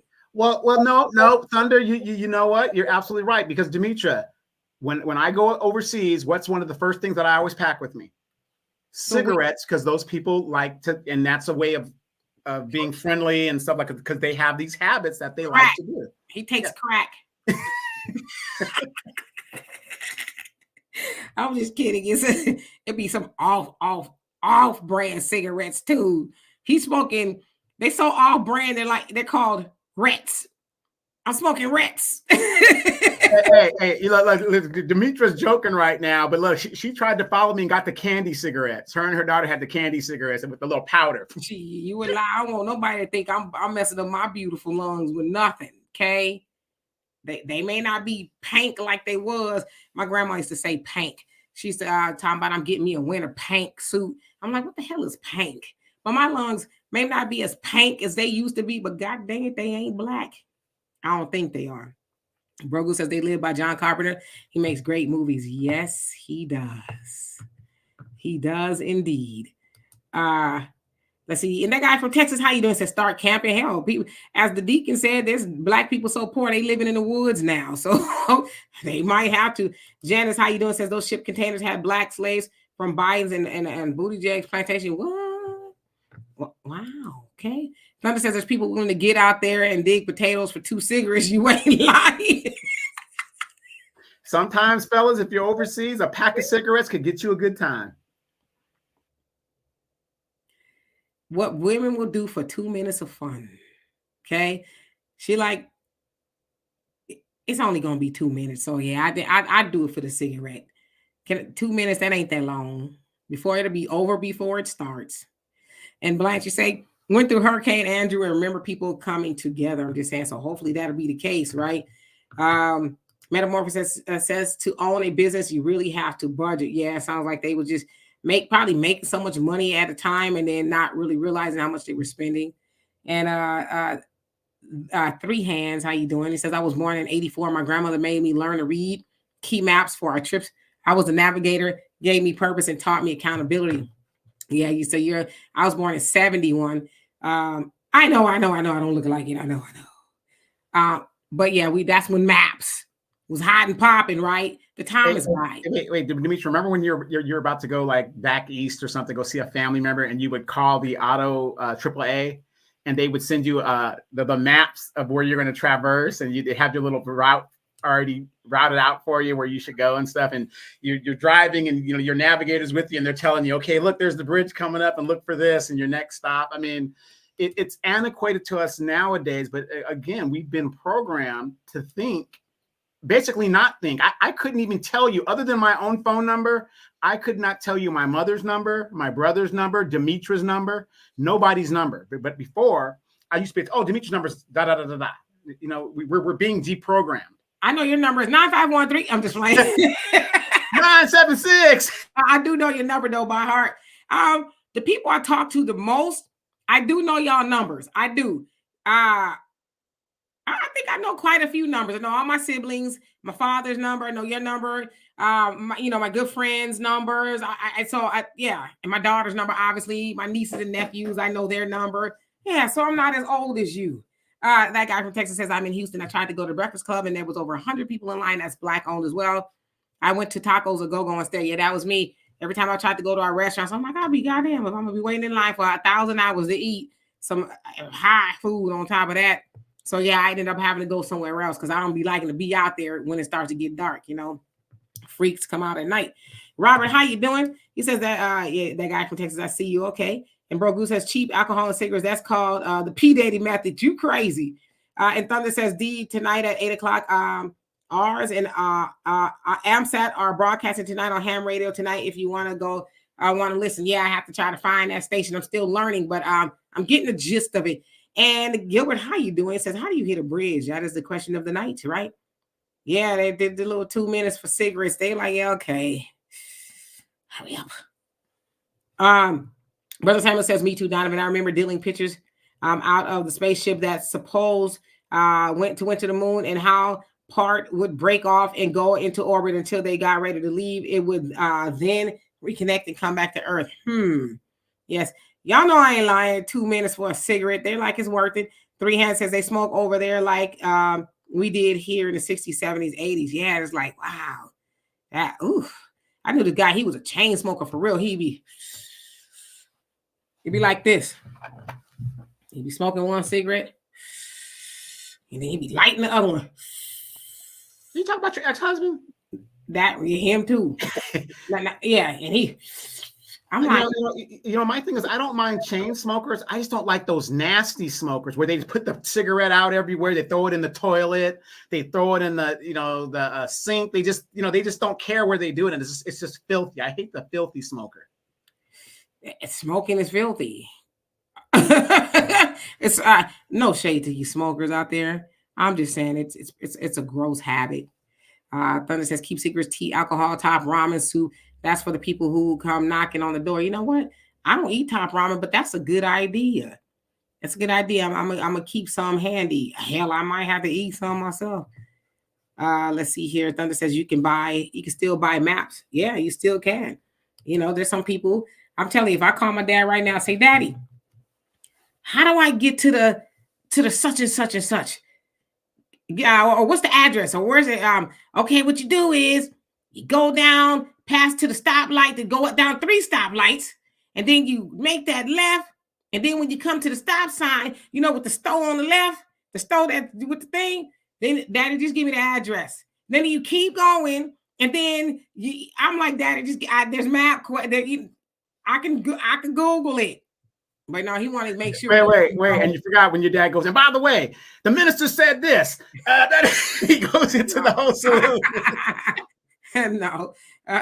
Brother Sammy says During Katrina and Mississippi power was lost for a long time. People were fighting and ice lines over ice. Some even killing their own family members. Yeah, that's what desperation will do to you, right? You get desperate and you know, it's survival of the fittest for real. Poppy say, Demetri and Donovan, this content is outstanding. I'm really enjoying this. Thank you so much. It is our pleasure. And thank you for being here. And Entree, did I say hello to you? You say, what about cigars? Listen, brother, I don't know. I don't smoke, so I don't know. But I'd imagine people ain't trying to be relaxing. You know, this tastes so good. I think they're going to be... They're trying to calm their nerves. I don't know. The cigars do the same thing. I guess if you got cigarettes, a cigar will do. And does it have nicotine in it? In the average logical thing, it says 2013, I was Googling MapQuest to Connecticut with my grandfather, and mid-trip Google turned it to GPS on my phone. I had no idea GPS was on sales at that time. News to me as well. And then back in the day, before they had the stuff on your phone, you would go to your laptop, put in, you know, the destination where you're going from, print out the directions. I remember doing that. And then you would read it as you go to where you're going, right? So look at that. Brogu says, my children asked me and my wife before GPS, how did y'all find places? Says, we showed them a map and how to use it. They thought we were crazy. No, you didn't. You broke out your compass, said you held the compass, and it tells you which way to go. And then if you really weren't sure, you licked your finger and stuck it up in the air to figure out which way the wind blew, and then you were going to go the opposite direction. I'm just playing. Brother Samuel say, I know someone that does teach the users of ham radio. He probably would love to come on the show and teach the subject. That would be a great idea. We would need everybody to get a ham radio, okay? So that way you won't be having to write stuff down like, okay, when I get one. Now we want you to get a radio, and we want you all to have them, you know, ready to go so we can learn. That is a great idea, Brother Samuel, because people going to wish they knew when the time comes, right? Thunder, you say, I can give you the station names if you want, and you can look up the frequencies later. Okay, we'll put them in the chat. And Easy says, a lot of people don't know basics of reading maps. The one critical thing is odd numbers go north and south, and even numbers go east and west. Right, and a lot of people don't know there's a difference between north and true north, magnetic north. So, yeah, I mean, there's a lot to it. People think it's just like what they see in the movies. There's a lot more to it. So, absolutely. So, hey, we rocking and rolling. We got a couple of more minutes. What y'all want to talk about? I think I want to hear everybody's opinion on the P. Diddy situation. Some of you guys are actually in those areas where the raids have taken place. Some of y'all actually in those situations. I hope not. I would hope not. But, you know, I mean, you know, those of us that were 90s, you know, grew up in the 90s and were adults in the 90s, you know, we remember Bad Boy. We remember some of the iconic songs and stuff like that. This man was, you know, one of the people behind it. What's your opinion on what's going on in the entertainment industry, where this was a basically rumored situation that this man was doing? You had disgruntled artists, you have people that never made money, you know, all this other stuff. And he kept reinventing himself. Every time he got in trouble, he was Puff Daddy, then he was P. Diddy, then he was just Diddy. And it seemed like he kept reinventing himself. So what is your opinion on that? And yeah, I want to get with Brother Samuel to see if we can bring the expert on the show to show us. But in the meantime, y'all get a radio. I forget the name of it. I know it's a ham radio, so I guess you can get a ham radio. I should go get mine. Ham bone. No, not quite. Thunder, what is the name of that radio? Okay, so those are the channels that you put down. But the name of the radio escapes my mind. So what is my opinion on Bofang? Yes, Bofang Radio. Was it 5VRG or something like that? Bofang Radio. That's the name of it. So as far as my opinion on P. Diddy, I mean, obviously I talked about it earlier on the podcast. Let me get these numbers. There you go. That's what I got as well. Let me write these numbers down really quick. Malone always say P. Diddy is a distraction. You know what? I agree with you. RW5 RPT. Okay. So I've said what I had to say on the podcast about it, but what I didn't say is eventually everybody has to pay the piper. Okay? Everybody has to pay. Now, what I mean by that is, because I don't know what Diddy has done or has not done. You know, we've heard, I'd imagine some of it is true, probably most of it, right? But no matter who you are, whether you're Diddy or anybody, whoever, when you do bad things and you do bad things to people, eventually you're going to have to settle the tab. Eventually, karma is going to come and collect. See, that's what happens when we as humans, as the Bible says, think more of ourselves than we ought to, right? Who gonna check me? I could do what I want to do to people because I'm all of that, right? Ain't nobody gonna say nothing to me. I'll do all these heinous things to people. And as Cassie's lawyer described Diddy as depraved. Now, somebody describes you as depraved, which it sounds like that is the description in a roundabout way that people have about Diddy. Somebody describes you as depraved. That means you are a very horrible person. When I think of a depraved person or thing, Michael Myers comes to my mind. You guys know anything about Michael Myers? He did not care if you was in the way he was getting sliced and diced, right? He didn't care, you know? So that's who I think of. And so if you spent most of your life being that type of person, why do you think it's never going to come back to you? It's like you guys heard the analogy, the house of cards, right? House of cards is not really built on a solid foundation. Eventually, if it gets blown on even just a little bit or somebody bumps the table, something like that, it falls, it collapses. So when you have built a life of harming people, and in some cases, it sounds like he's maybe, you know, to people, I don't know, those are allegations. Eventually, karma is gonna, hello, I know you didn't think I would show up. Yes, I waited 40 years or so for you to do all the things you think you wanted to do. You thought life was great. You're an older person now, because we hear that a lot, right? We watch the news and we hear about the FBI or something catching a criminal that was on the lam, if you will, for 50 years. And they've lived all the life they wanted to live. They thought, man, I've escaped being held, brought to justice for the bad things that I did. And then they're an old man or an old woman, and karma, along with the feds or the popo, say, how you doing? Oh, you thought you was about to retire after what you did in the past? So I know that, like, when you study, and I'm studying the laws of Ma'at, 42 laws of Ma'at that come from Kemet, Egypt, and there are things that we should and should not do in life. And one of those laws say, do not intentionally harm people.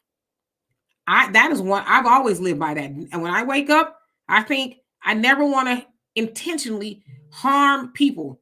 Now, do we harm people on by accident? Sure. I'm sorry, I didn't mean to hurt your feelings. Oh, I shouldn't have said that. But when you wake up with a purpose to destroy other people, steal, kill, whatever it is you're going to do, you may get away with that for a very long time. But when you think your life is going wonderful and karma says, hello, how are you? It's time to ante up. Oh, no, I'm not ready. I'm sorry. I've changed my life. You might have changed your life, but you didn't change what you did. Your changed life doesn't change the destruction that you left in the past. There might be somebody's parents that are mourning over the loss of a child. Your changed life won't change the trauma that they went through. And guess what? Because the laws of the universe say what you put out there has got to come back to you. You chose to put bad things into the atmosphere. And so what you put out is sometimes worse than what you put out. Is coming back to you. It's a boomerang effect. So why not put things out there that are good? Why not do right by people? It could all be so simple, but everybody has to pay the piper. Everybody. Donovan? Oh, I'm with you wholeheartedly. I just want to hear what everybody else has to say in regards to, what's going on. So go ahead and let's get into the comments and let's have our co-hosts give their opinions. Yeah, so I'm looking at it and I'm already say speak. I'm trying. Like I said, I'm one of those people. I believe in karma. I know that I said the person that does not believe in karma is the one who knows they got it coming. That's the one. I don't believe in no karma, because if you do believe in it, she gonna whoop your ass for the stuff you've done. And Eunice, she said, Cat Williams said that this was a year of truth. You know he wasn't lying, right? Says, I think this is the only beginning. So many people are going to be in trouble. You reap what you sow. That's what God says. Sometimes it takes years. Yeah, it may not come when you think it's going to come. You might think, oh, it ain't coming because hell, it ain't came yet, right? And then here she comes. Right. And you got to remember, when it comes to the federal laws and stuff, they let you build up a case to where they're going to make it stick. It's kind of like when you go to Walmart at those self-service checkouts. They're recording you, and and especially if you're a local and you keep coming back to that Walmart, they just let it build up until it gets to a felony, and then they call the police when it's over $1,000, and now you got a felony charge. You didn't realize it. Yeah. And Bro Goody says with his money, he thought he was going to protect him. It was just a matter of time before these allegations was going to catch up to him. And folks are going to take their own down. You're next. And I've seen that argument about, they taking down a black man. Not really saying that you're saying that, but I've heard that people saying, they taking down a successful black man. But then my logical, mechanisms kick in. And I'm like, so what if he's a successful black man? Should a successful black man get away with being a demon? Does money buy him a get out of jail free card? Now, I know some people gonna say, well, white men do it. Well, that was your first mistake, Negro. Is thinking that you could do what the white man does and get away with it. You of all people know better, but see, that go to tell you, because you got billions in the bank, that don't mean you got sense. You know what I'm saying? And if he thought money probably saved him from a lot of stuff, but eventually it all catches up to you. And I know some people saying it's a distraction. I think so too, but I'm one of those people, I try to extract a lesson out of everything. And for me, the lesson would be to everybody else. Everybody has got to pay for the things that you've done. You get what you put out there.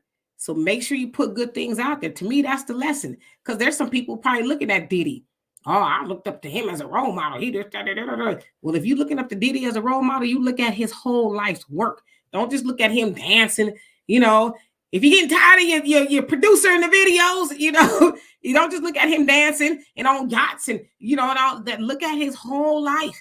Because that is the story I think that's most important. It doesn't matter who you are. You cannot escape the hell that you built for everybody else. You eventually will live there. When we did the podcast earlier, you mentioned that Young Miami wasn't even mentioned as a celebrity. Could you kind of... Yeah. Okay. And not to even make it trivial, Young Miami was his young girlfriend. I think she's not even 30 yet. She might be now. I don't know. Diddy's 54 or so. I think she knew a lot of things that was going on, but they said gave her like $200,000 a month, bought her all kind of cars and trips and things, set her up for success with podcasts and all those type of things. But in the indictment or whatever it is, the search warrant, I guess, I don't know, whatever. She wasn't even listed as a celebrity. It isn't listed her name, I guess. But that should also be a lesson to women. And I'm not trying to make this about men, so please don't mistake me in that. But a lot of women think because a man has money, you know, and it's fine if he has money, he wants to do nice things for you, but you better watch everything that that man is doing, because there's a lot of women too that's giving the feds or the state, anybody, jail time, prison time for riding with their man. You saw your man doing some things you wasn't supposed to be doing. He wasn't supposed to be doing.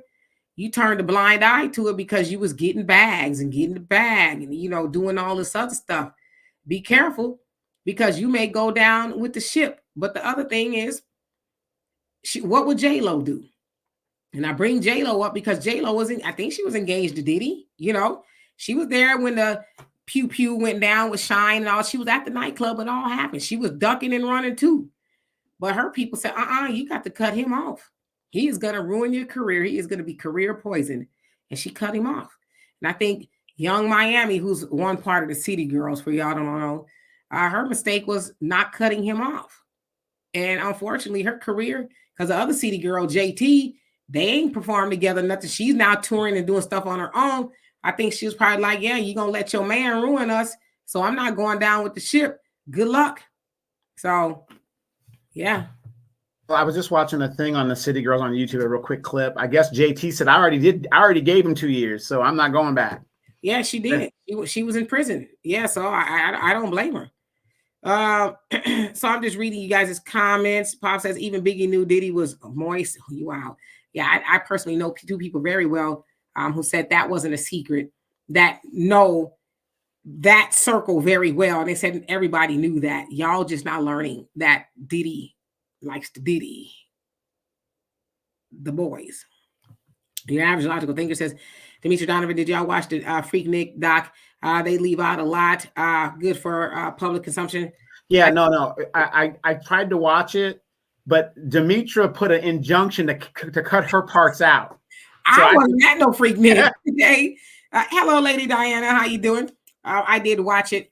I guess they didn't leave. No, I think it was very well done. Of course, they showed some people. They talked about the whole thing. I had already known about it because I learned about Freaknik. I never went. I know people who have, but I saw other documentaries and stuff on it. They showed quite a bit. They talked about, unfortunately, the horrors of what happened with the assaults and things like that.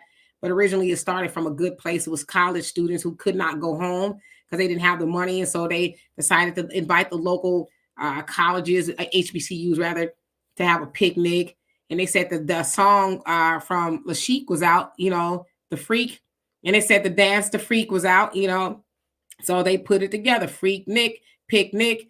And that's how it was. So I said it wasn't predicated off of nothing nasty. It was just the dance and stuff at the time.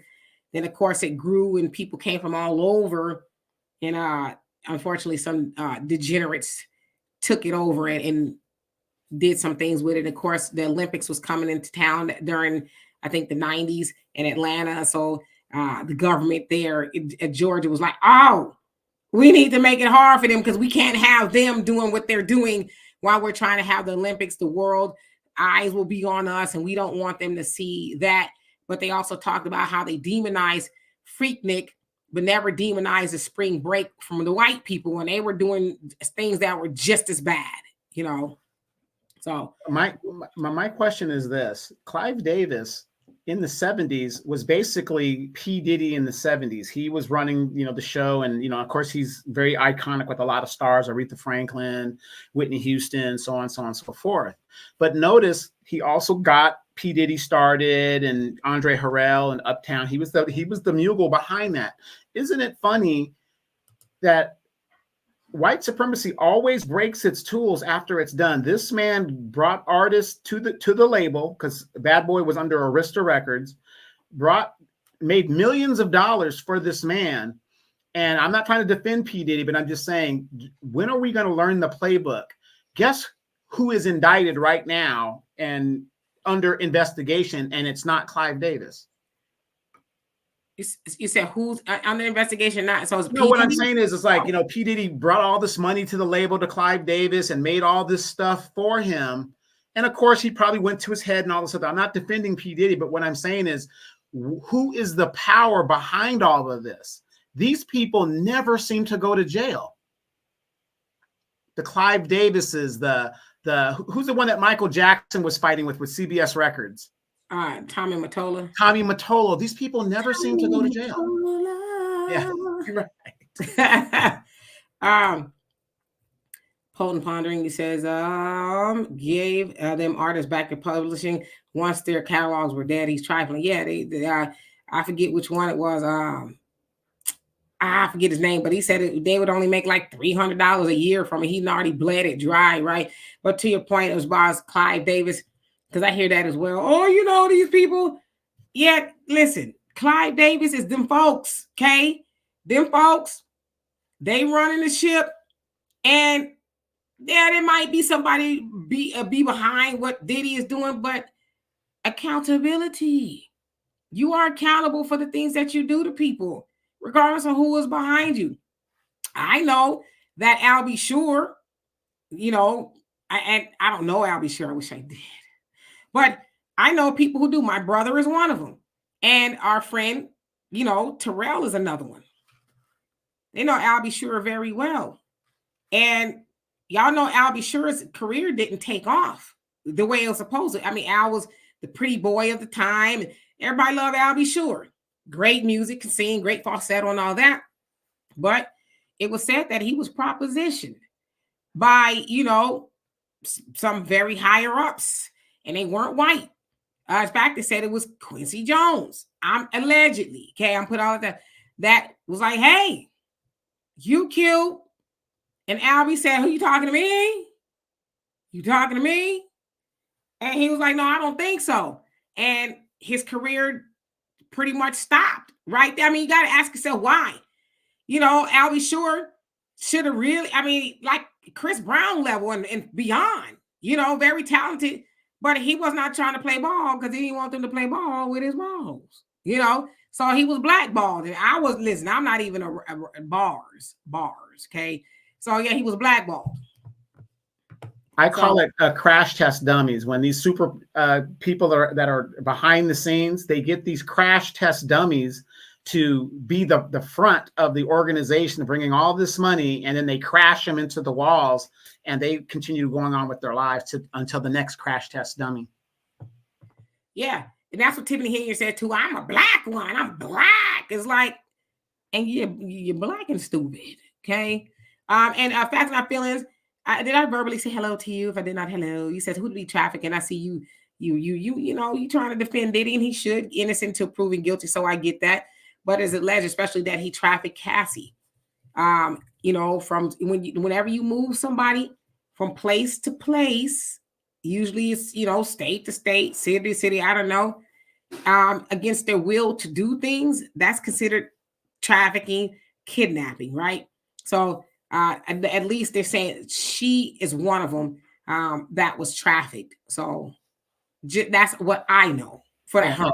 And we got to remember, you know, notice that they always go after these young children who just want the fame, right? Because for some reason, younger people think fame and money go together. As adults, we know that that's not the case. Fame is one thing. They'll give you the fame. That's no problem. But the money, that's a totally different subject.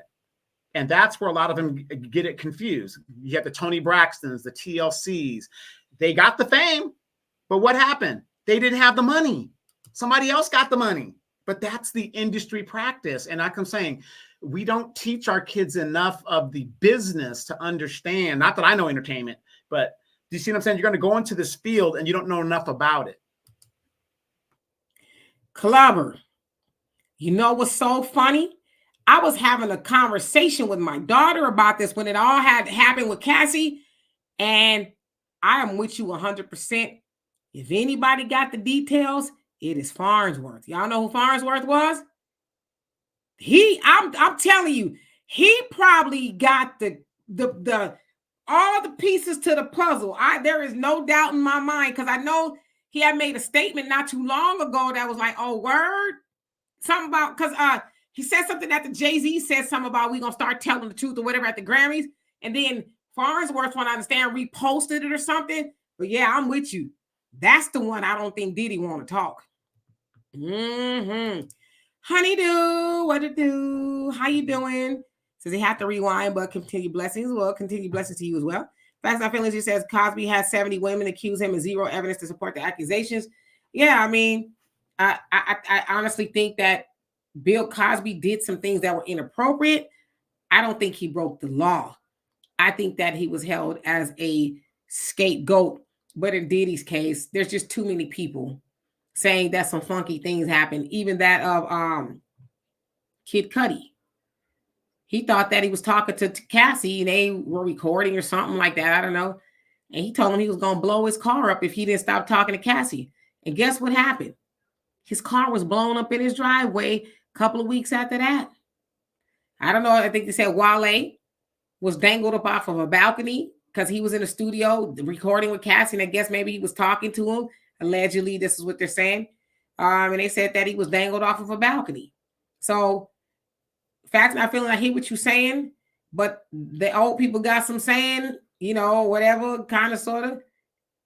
All these people saying this about you, everybody ain't lying. Somebody has bound to be telling the truth about you.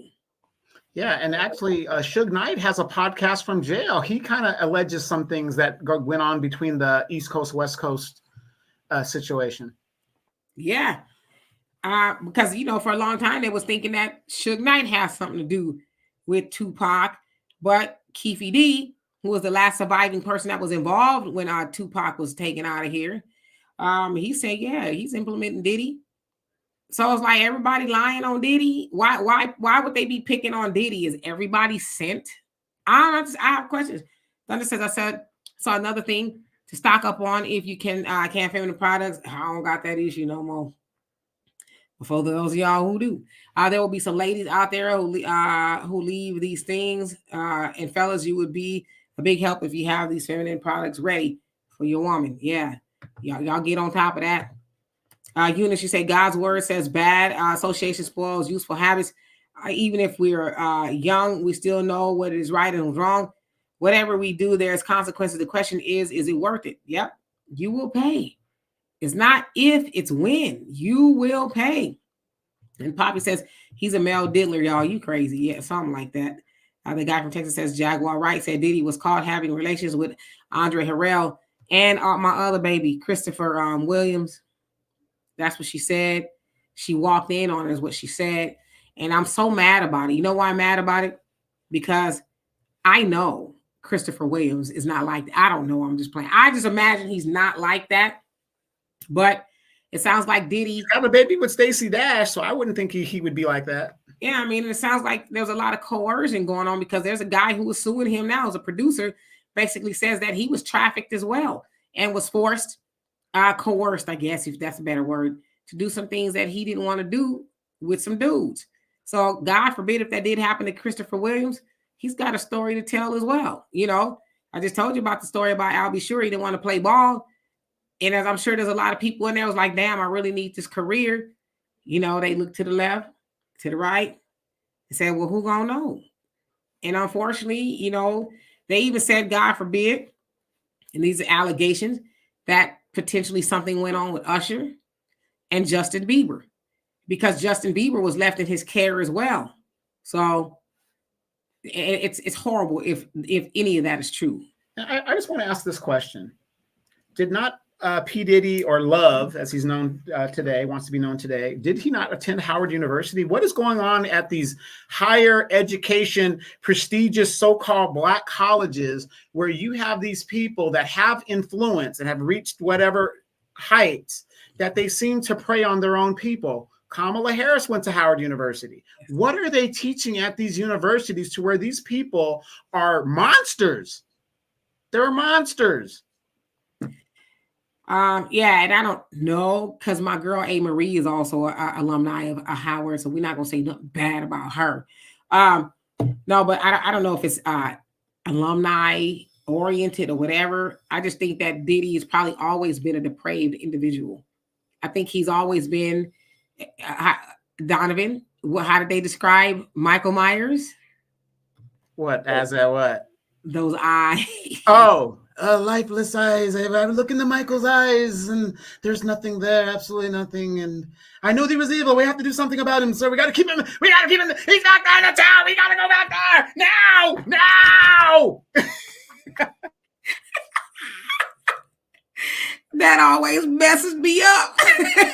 That R.I.P. to Dr. Loomis. Okay. But yeah, that's how I think of Diddy, is when Dr. Loomis was describing Michael Myers.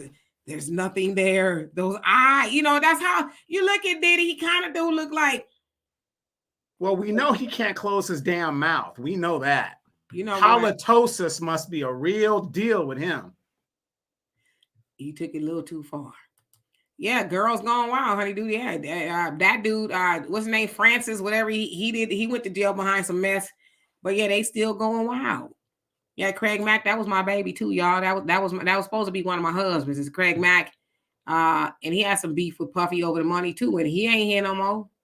What happened to my baby, Craig Mack? What happened to him? I got answers. Right now, Mace is putting out little bits in regards that he got out just in time, or he saw something back in the way. Remember, at the time, Mace was at the top of his game at that point. Yeah. Hey, Freddie B, you heard those bars that I had? Maybe I need to look into a career of rap. Not. Let's see here. And Three Hands says Tupac even said that about Quincy. Yeah. And that's kind of been the word that, Quincy likes the boys too. And unfortunately, I love me some Tevin Campbell, which I remember he had kind of disappeared and went into hiding because, I don't want to repeat his circumstances because I really, really, my heart hurts for him. But that was the word as well, that potentially something had happened with him because, when he got with Quincy Jones, I'm going to say all this is alleged, he was a young boy, and then he ended up, the media, but nevertheless, I love Tevin. So hopefully nothing did, but yeah, they say Quincy was about that life. And Hershey says, that Quincy Jones interview from a few years ago when he put everyone out there, he kind of told on himself. Yeah, Papa, I agree with you. Definitely, Rico was coming. I think so too. There's a lot of organized stuff going on there with Diddy. And Easy said Quincy, a recruiter for Hollywood booty monsters. I don't know. Sound like he was, the king of them. More Threat says I'll be sure also is not a major fan of Diddy. Right? He alleged when it came to his children, as mother Kim. Yeah, so I'll be sure and Kim were married. And then they all worked at what's the name of that damn record company? Uptown, yeah. And I'll be sure and Kim were married, and then somehow she ends up with Diddy, and kind of, and then he adopts Quincy or takes him on as Albie's son. So I know he was separated from his son. So yeah, there's been animosity because of that, but sounds like Albie Sure low-key made a statement today. It was like, oh, is the math finally mathing? That's what he put on his Instagram story. Because I don't know, but it wouldn't surprise me if something bad happened to Albie that was out of his control. Because like I told y'all, I saw him a couple of weeks before he got sick at the Galleria, and he looked very healthy and very fine, might I add. He's still got it. And I know you ladies are going to get mad, but it's alleged that Mary J. Blige helped bring in a lot of artists in regards to Uptown and making a Bad Boy, as Mary J. Blige is one of Diddy's first artists. Yeah, I mean, I ain't gonna make me mad. Hell, if Mary J. Blige was complicit, then she was complicit. But they also said too that Mary J. Blige, what rapper was it? It was a young rapper. He said he was 15. And she was an adult, and she would fly him in. And, I don't know how he was doing that when he was 15.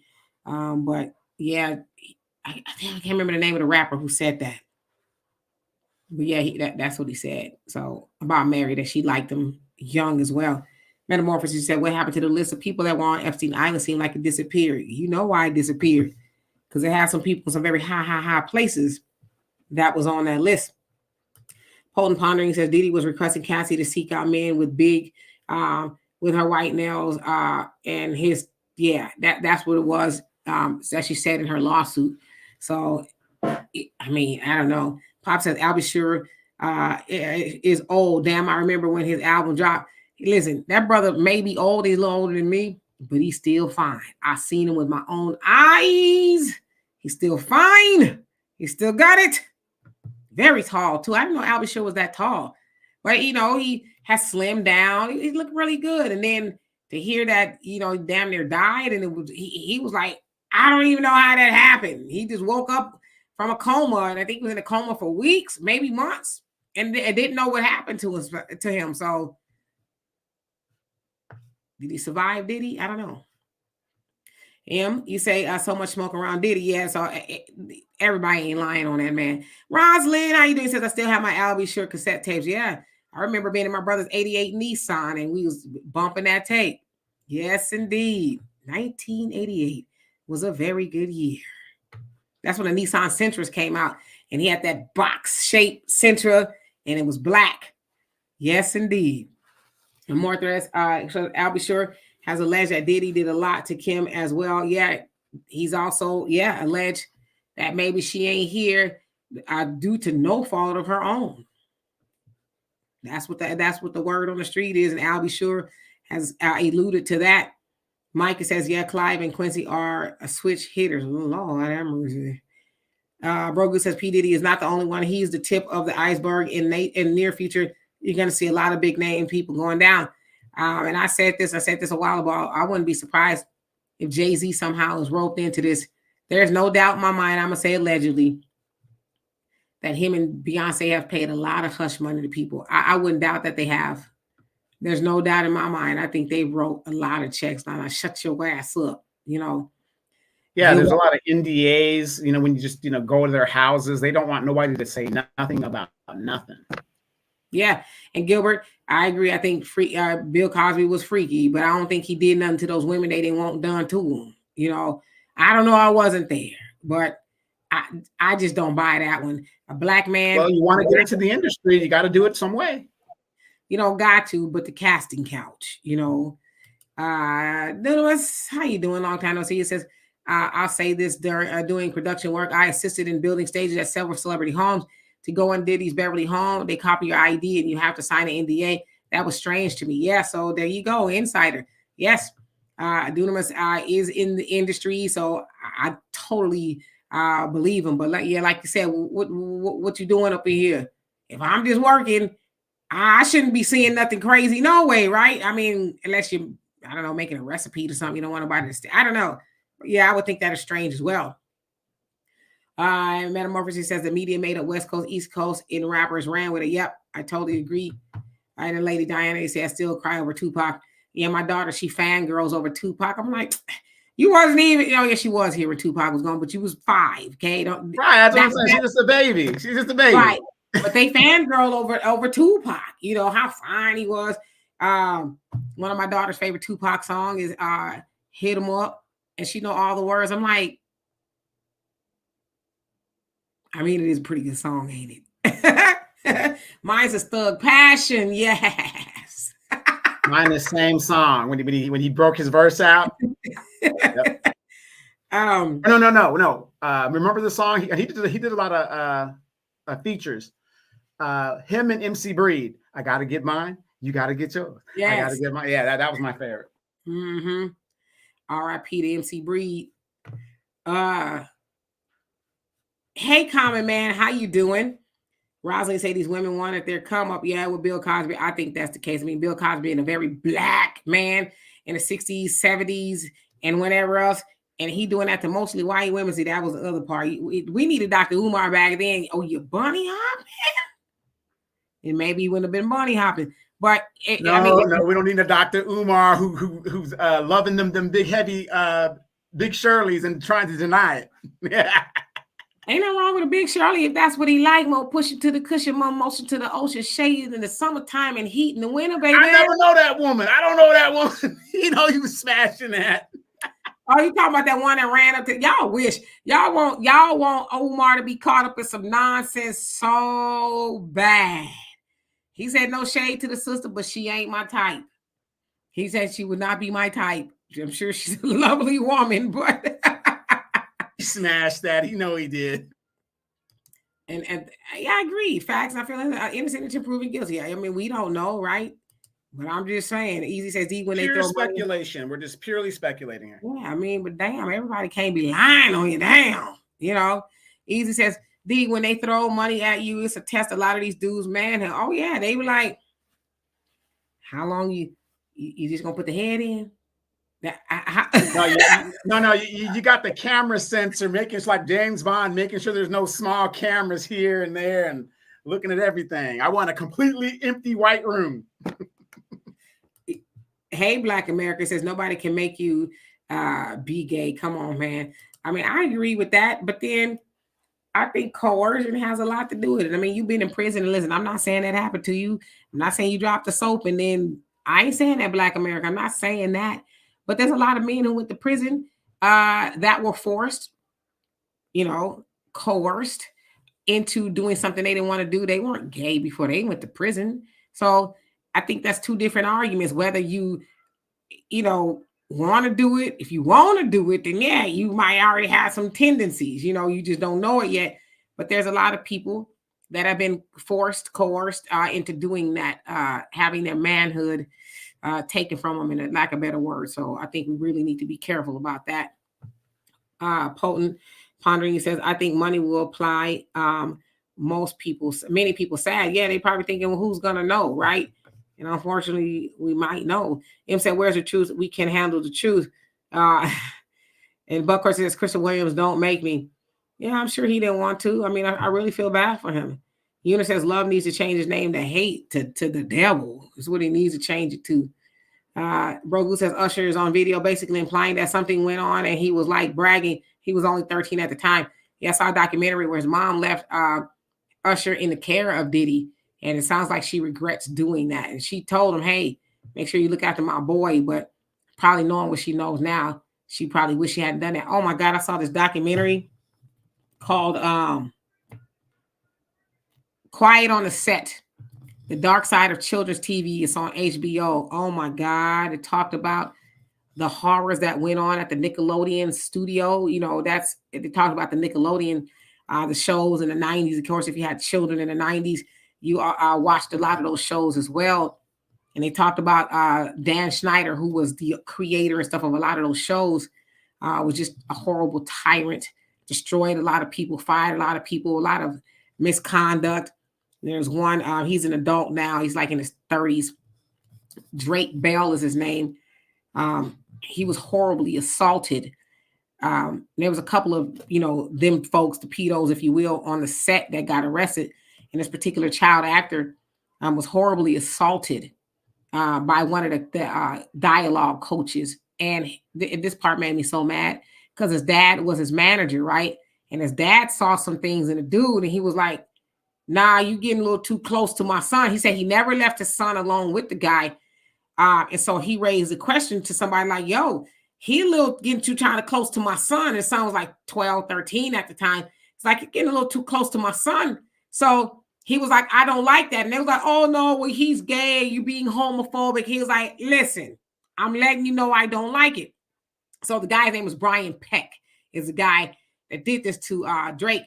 So he found a way to wedge, and because his mom and dad were divorced, little boy, he found a way to put a wedge in between the dad and the mom. The mom, they had a bad divorce. So he goes to the mom and he says, oh, I think he's mismanaging his money. So the dad said, I handed over everything, gave him accounting, no money was missing, nothing like that. And then they talked the mom into getting custody back of the son and being a manager. And so the dad said he gave the mama everything, the money and everything. He says, but you got to do me one favor. He says, do not leave my boy along with that man because I do not trust that man. And she promised that she wouldn't do it. And eventually the man ended up talking her into, oh, he needs to spend the night. I need to work with him more, things like that. And I won't repeat the things he did. Is horrible. It is horrible what he did to him. But what made me so mad is that, and for years, up until this documentary came out, nobody knew who the child was. And then he said, this is the first time I'm telling my story. This is the first time anybody knows that is me. But what made me mad is the mom's hate for the dad.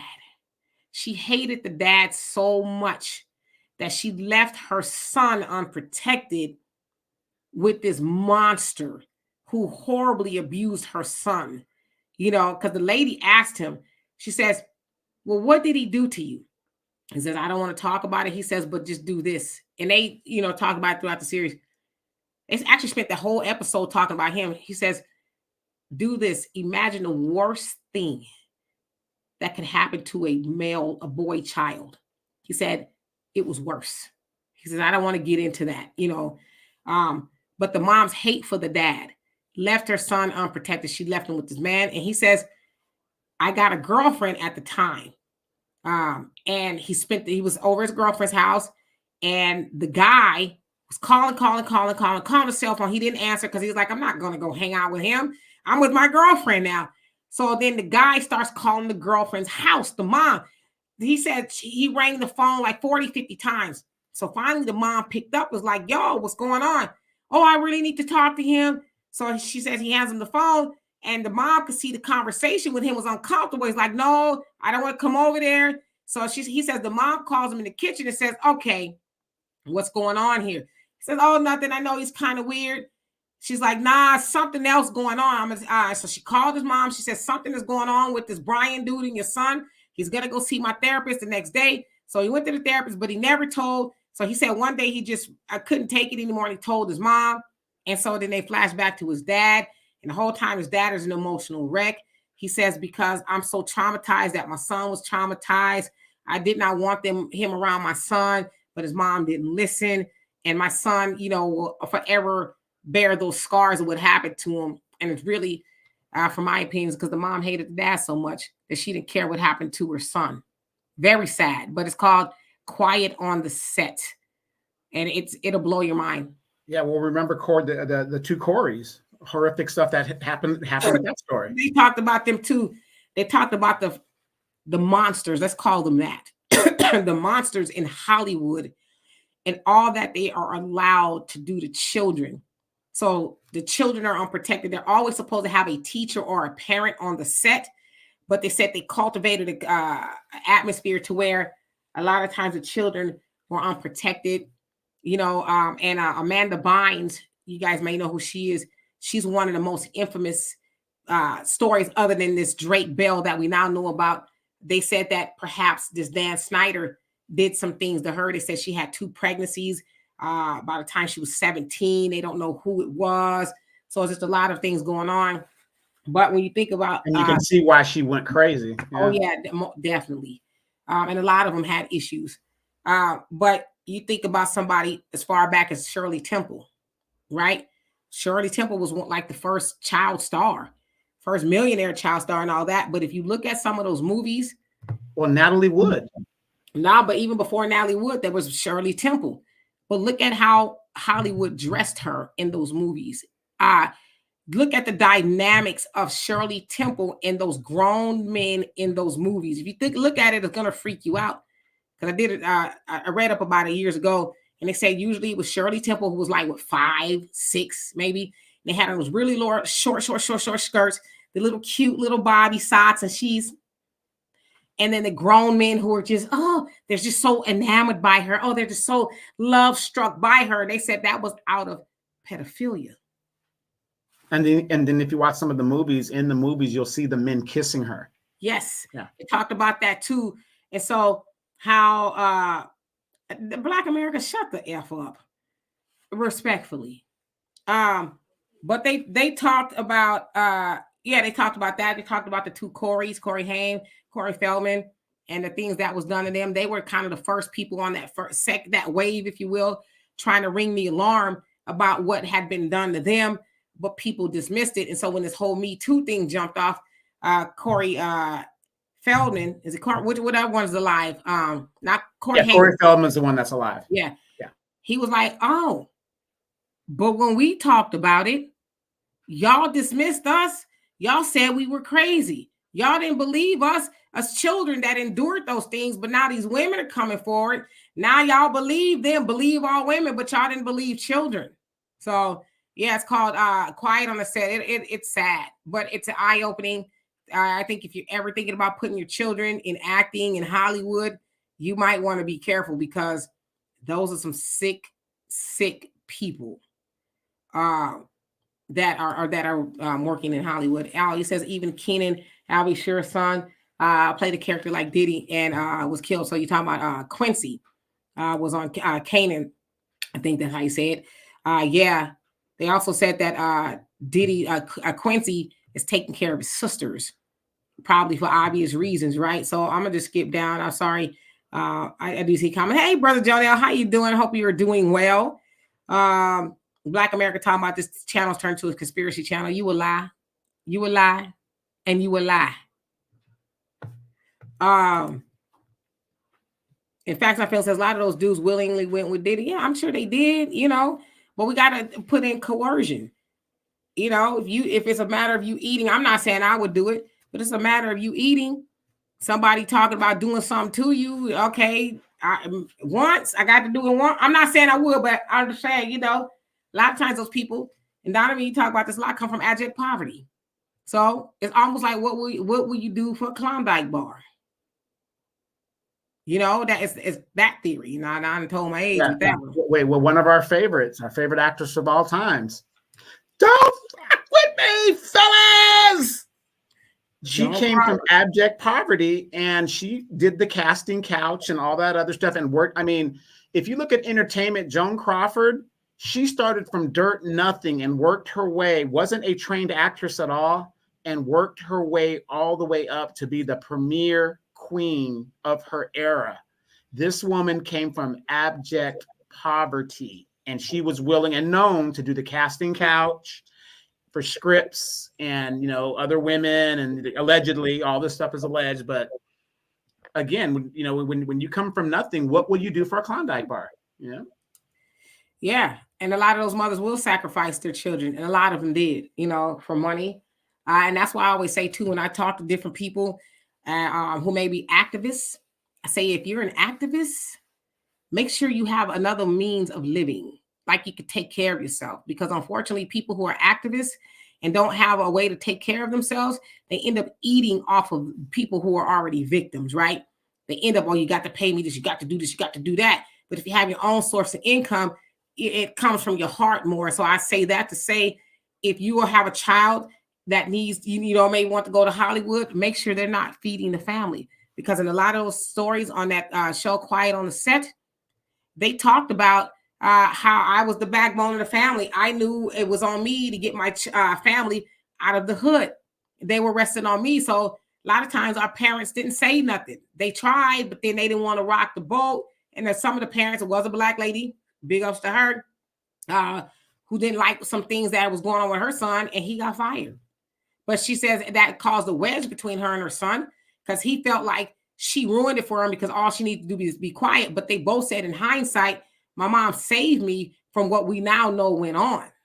So, yeah. But it's a really good documentary. And I think it's a good watch. It's on, I think it's on HBO Max, Quiet on the Set. Yeah, and the funny thing is, real quick, I know this is one of our all-time favorite artists, but they say Michael Jackson, he was given to the ritual of Hollywood so that they could make it and do certain things. And you got to remember this, Michael Jackson was the backbone of the family. When they did when I heard on this YouTube channel, whatever, allegedly during the Victory Tour, the reason why they did the Victory Tour in the early 80s is because nobody was making any money but Michael at the time. His brothers were out of work. So Michael had to go on the road to kind of help put money in his brother's pockets. And that sometimes happens in family dynamics. Yeah, and I see you guys said something about the parent. Yeah, the mom should go to jail. They didn't talk about the mom much, so I don't know what happened to her. But Brian Peck is the guy who did it to him. He ended up doing 16 months. Y'all know why he did 16 months? For what the horrible stuff that he did to this boy. You know why he did 16 months? And they named some of these people too. His friends that were in the industry wrote letters saying, "Get this." And some of these letters, they said, "Oh, he felt he was pressured to do it. He was tempted to do it. He's a good guy. He doesn't deserve to go to jail." You had Alan Thicke, who wrote a letter. Joanne Kearns, you know, I think she was on the show Growing Pains or something like that. A whole host of other people, like 40 people that wrote letters in support of that monster. And now, because up until recently, the list wasn't public, it was sealed. People wrote letters. But when they were doing the documentary, they petitioned the courts like, no, y'all need to unseal these letters.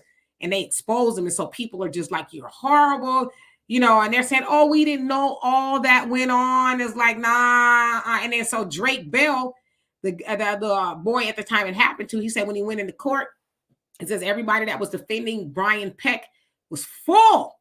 It was full of people in there trying to speak on his behalf. And he says he told them, I'll never forget what he did to me. And I'll never forget you guys defending what he did to me. He said he told them that. But it's crazy. And Brother Sammy says, according to Dr. Wesley, David Geffen is one of the worst. He allegedly, he may be.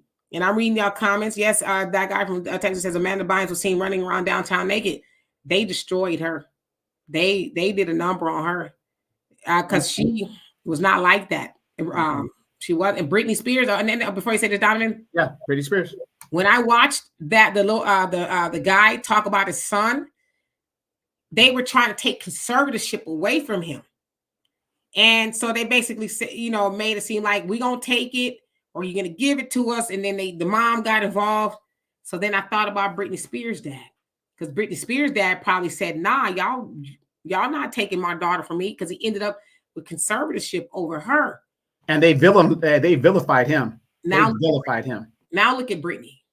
Britney is out of her mind. She's not under conservatorship or any of that. She is out of her mind. And I said, but yet, free Britney. The daddy's it is evil. And he was saving his daughter. And now she's playing in a house with knives and just, it's bad. And I thought about that. I said, they did the same thing, probably did the same thing to his dad, but he felt like maybe his mom would, you know, protect him, and she didn't. And the mother hates the father in the Britney Spears things. They just don't like each other. But I was going to bring up the fact that, okay, you're from Iowa, you're from Pennsylvania, you know, you're from these little small towns, you're a great actress, you're a great singer. How many people, Demetra, that you know you hear about that comes to California off the bus? The pimps are waiting for them down in the streets, whatever. And let's say you go to a few auditions. I went to a few auditions in the 90s. And met a lot of great people. Karima Westbrook, who's on Everybody's All-American, good friend of mine. She's a good friend of mine, you know, whatever. I hate the name drop, but again, California is really a small place if you really think about it. But just think, when you don't make it in regular Hollywood, people keep forgetting there's an alternate side of Hollywood here in California. Now think about it. You're from Iowa. You've drained all your resources, all your money. You're not getting the jobs that you want. You're not getting hired at the commercial or whatever it is. Your agent can't seem to be booking you where you need to go. There is an alternate side here in Hollywood, and it's called the porn industry. And a lot of girls, unfortunately, are so desperate, they will go to that side just to make the rent and everything like that. And some of it just destroys them. Absolutely. So yeah, Common Man said that's why a lot of them lose their minds. Yeah, they can't handle what's no, especially a child. A child is not built to withstand that type of stuff. And we know that it happened to adults all the time. Dorothy Danders said, you know, every time they went an audition, even if it was a role of a mammy, she said the white boys expected us to drop our panties for them. And I'm imagining a lot of cases they did, because they didn't like the chitlin circuit or being maids and, you know, all that kind of stuff. So she said it was almost expected that they do that. Brother Jonell says, I'm peace. The music industry is a reflection of those colonizing Zionists who regulated in our so-called culture, which they have orchestrated in villainous and so-called secret society parties.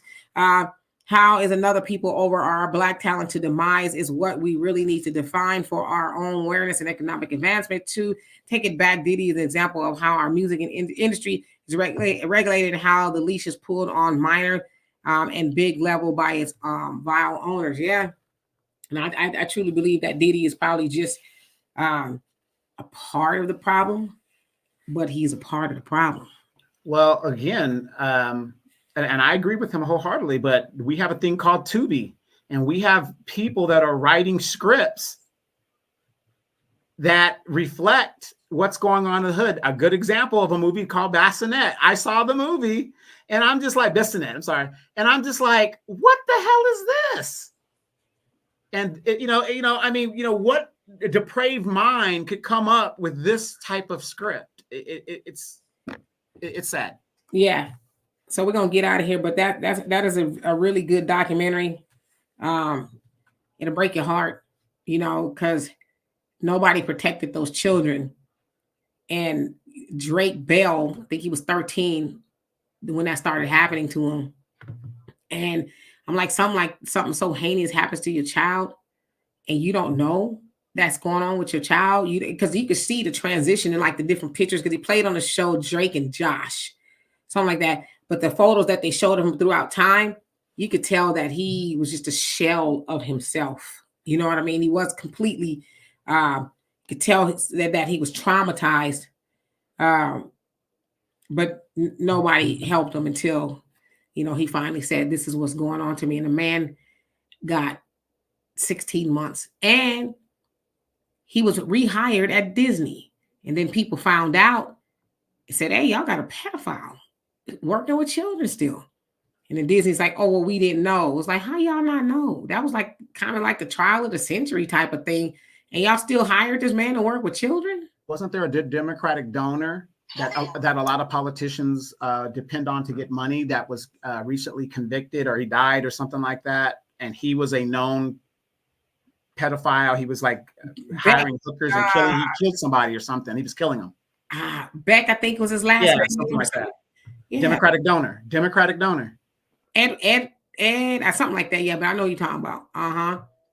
Marcella says Hollywood is not what the average person actually sees. Yeah, they say be very careful. And that guy from Texas said, yep, thought about Orlando Brown too. Somehow, I 100% believe, because he was on, was it Disney, Nickelodeon? He was on Disney, Nickelodeon, and he was in Major Pain. He was a little black kid in Major Pain. Yeah, I totally believe something happened to him as well. That he didn't just get off the rails like that for nothing. It's almost the same lines with Amanda Bynes and Britney Spears and, all of them that have just completely, as we would say, lost their minds, but something happened to them. I totally believe that. Yeah, Ed Buck, that was his name. So anyway, we love and appreciate you. Raven too, yeah. We love and appreciate every last one of y'all. We will see y'all tomorrow. I don't know what we'll talk about, but it'll be interesting nevertheless. In the meantime, you guys have a great night. Enjoy the rest of your evening. Yes, he was on That's So Raven, if I'm not mistaken. And Brother Jonelle says those scripts and those whom approve those, them need to be called to account, because Nickelodeon, Disney, Trump, Biden, the Vatican need to be checked, but it's deeper than R. Kelly. Buck breaking is former slavery till today. Yep, absolutely. And as far as those scripts, Dan Schneider, who was the one that was at the helm of, he says, well, nobody had an issue with it. I mean, some of the things that they were right, and I'm trying to clean this up, but they wrote some scenes where, and these were children.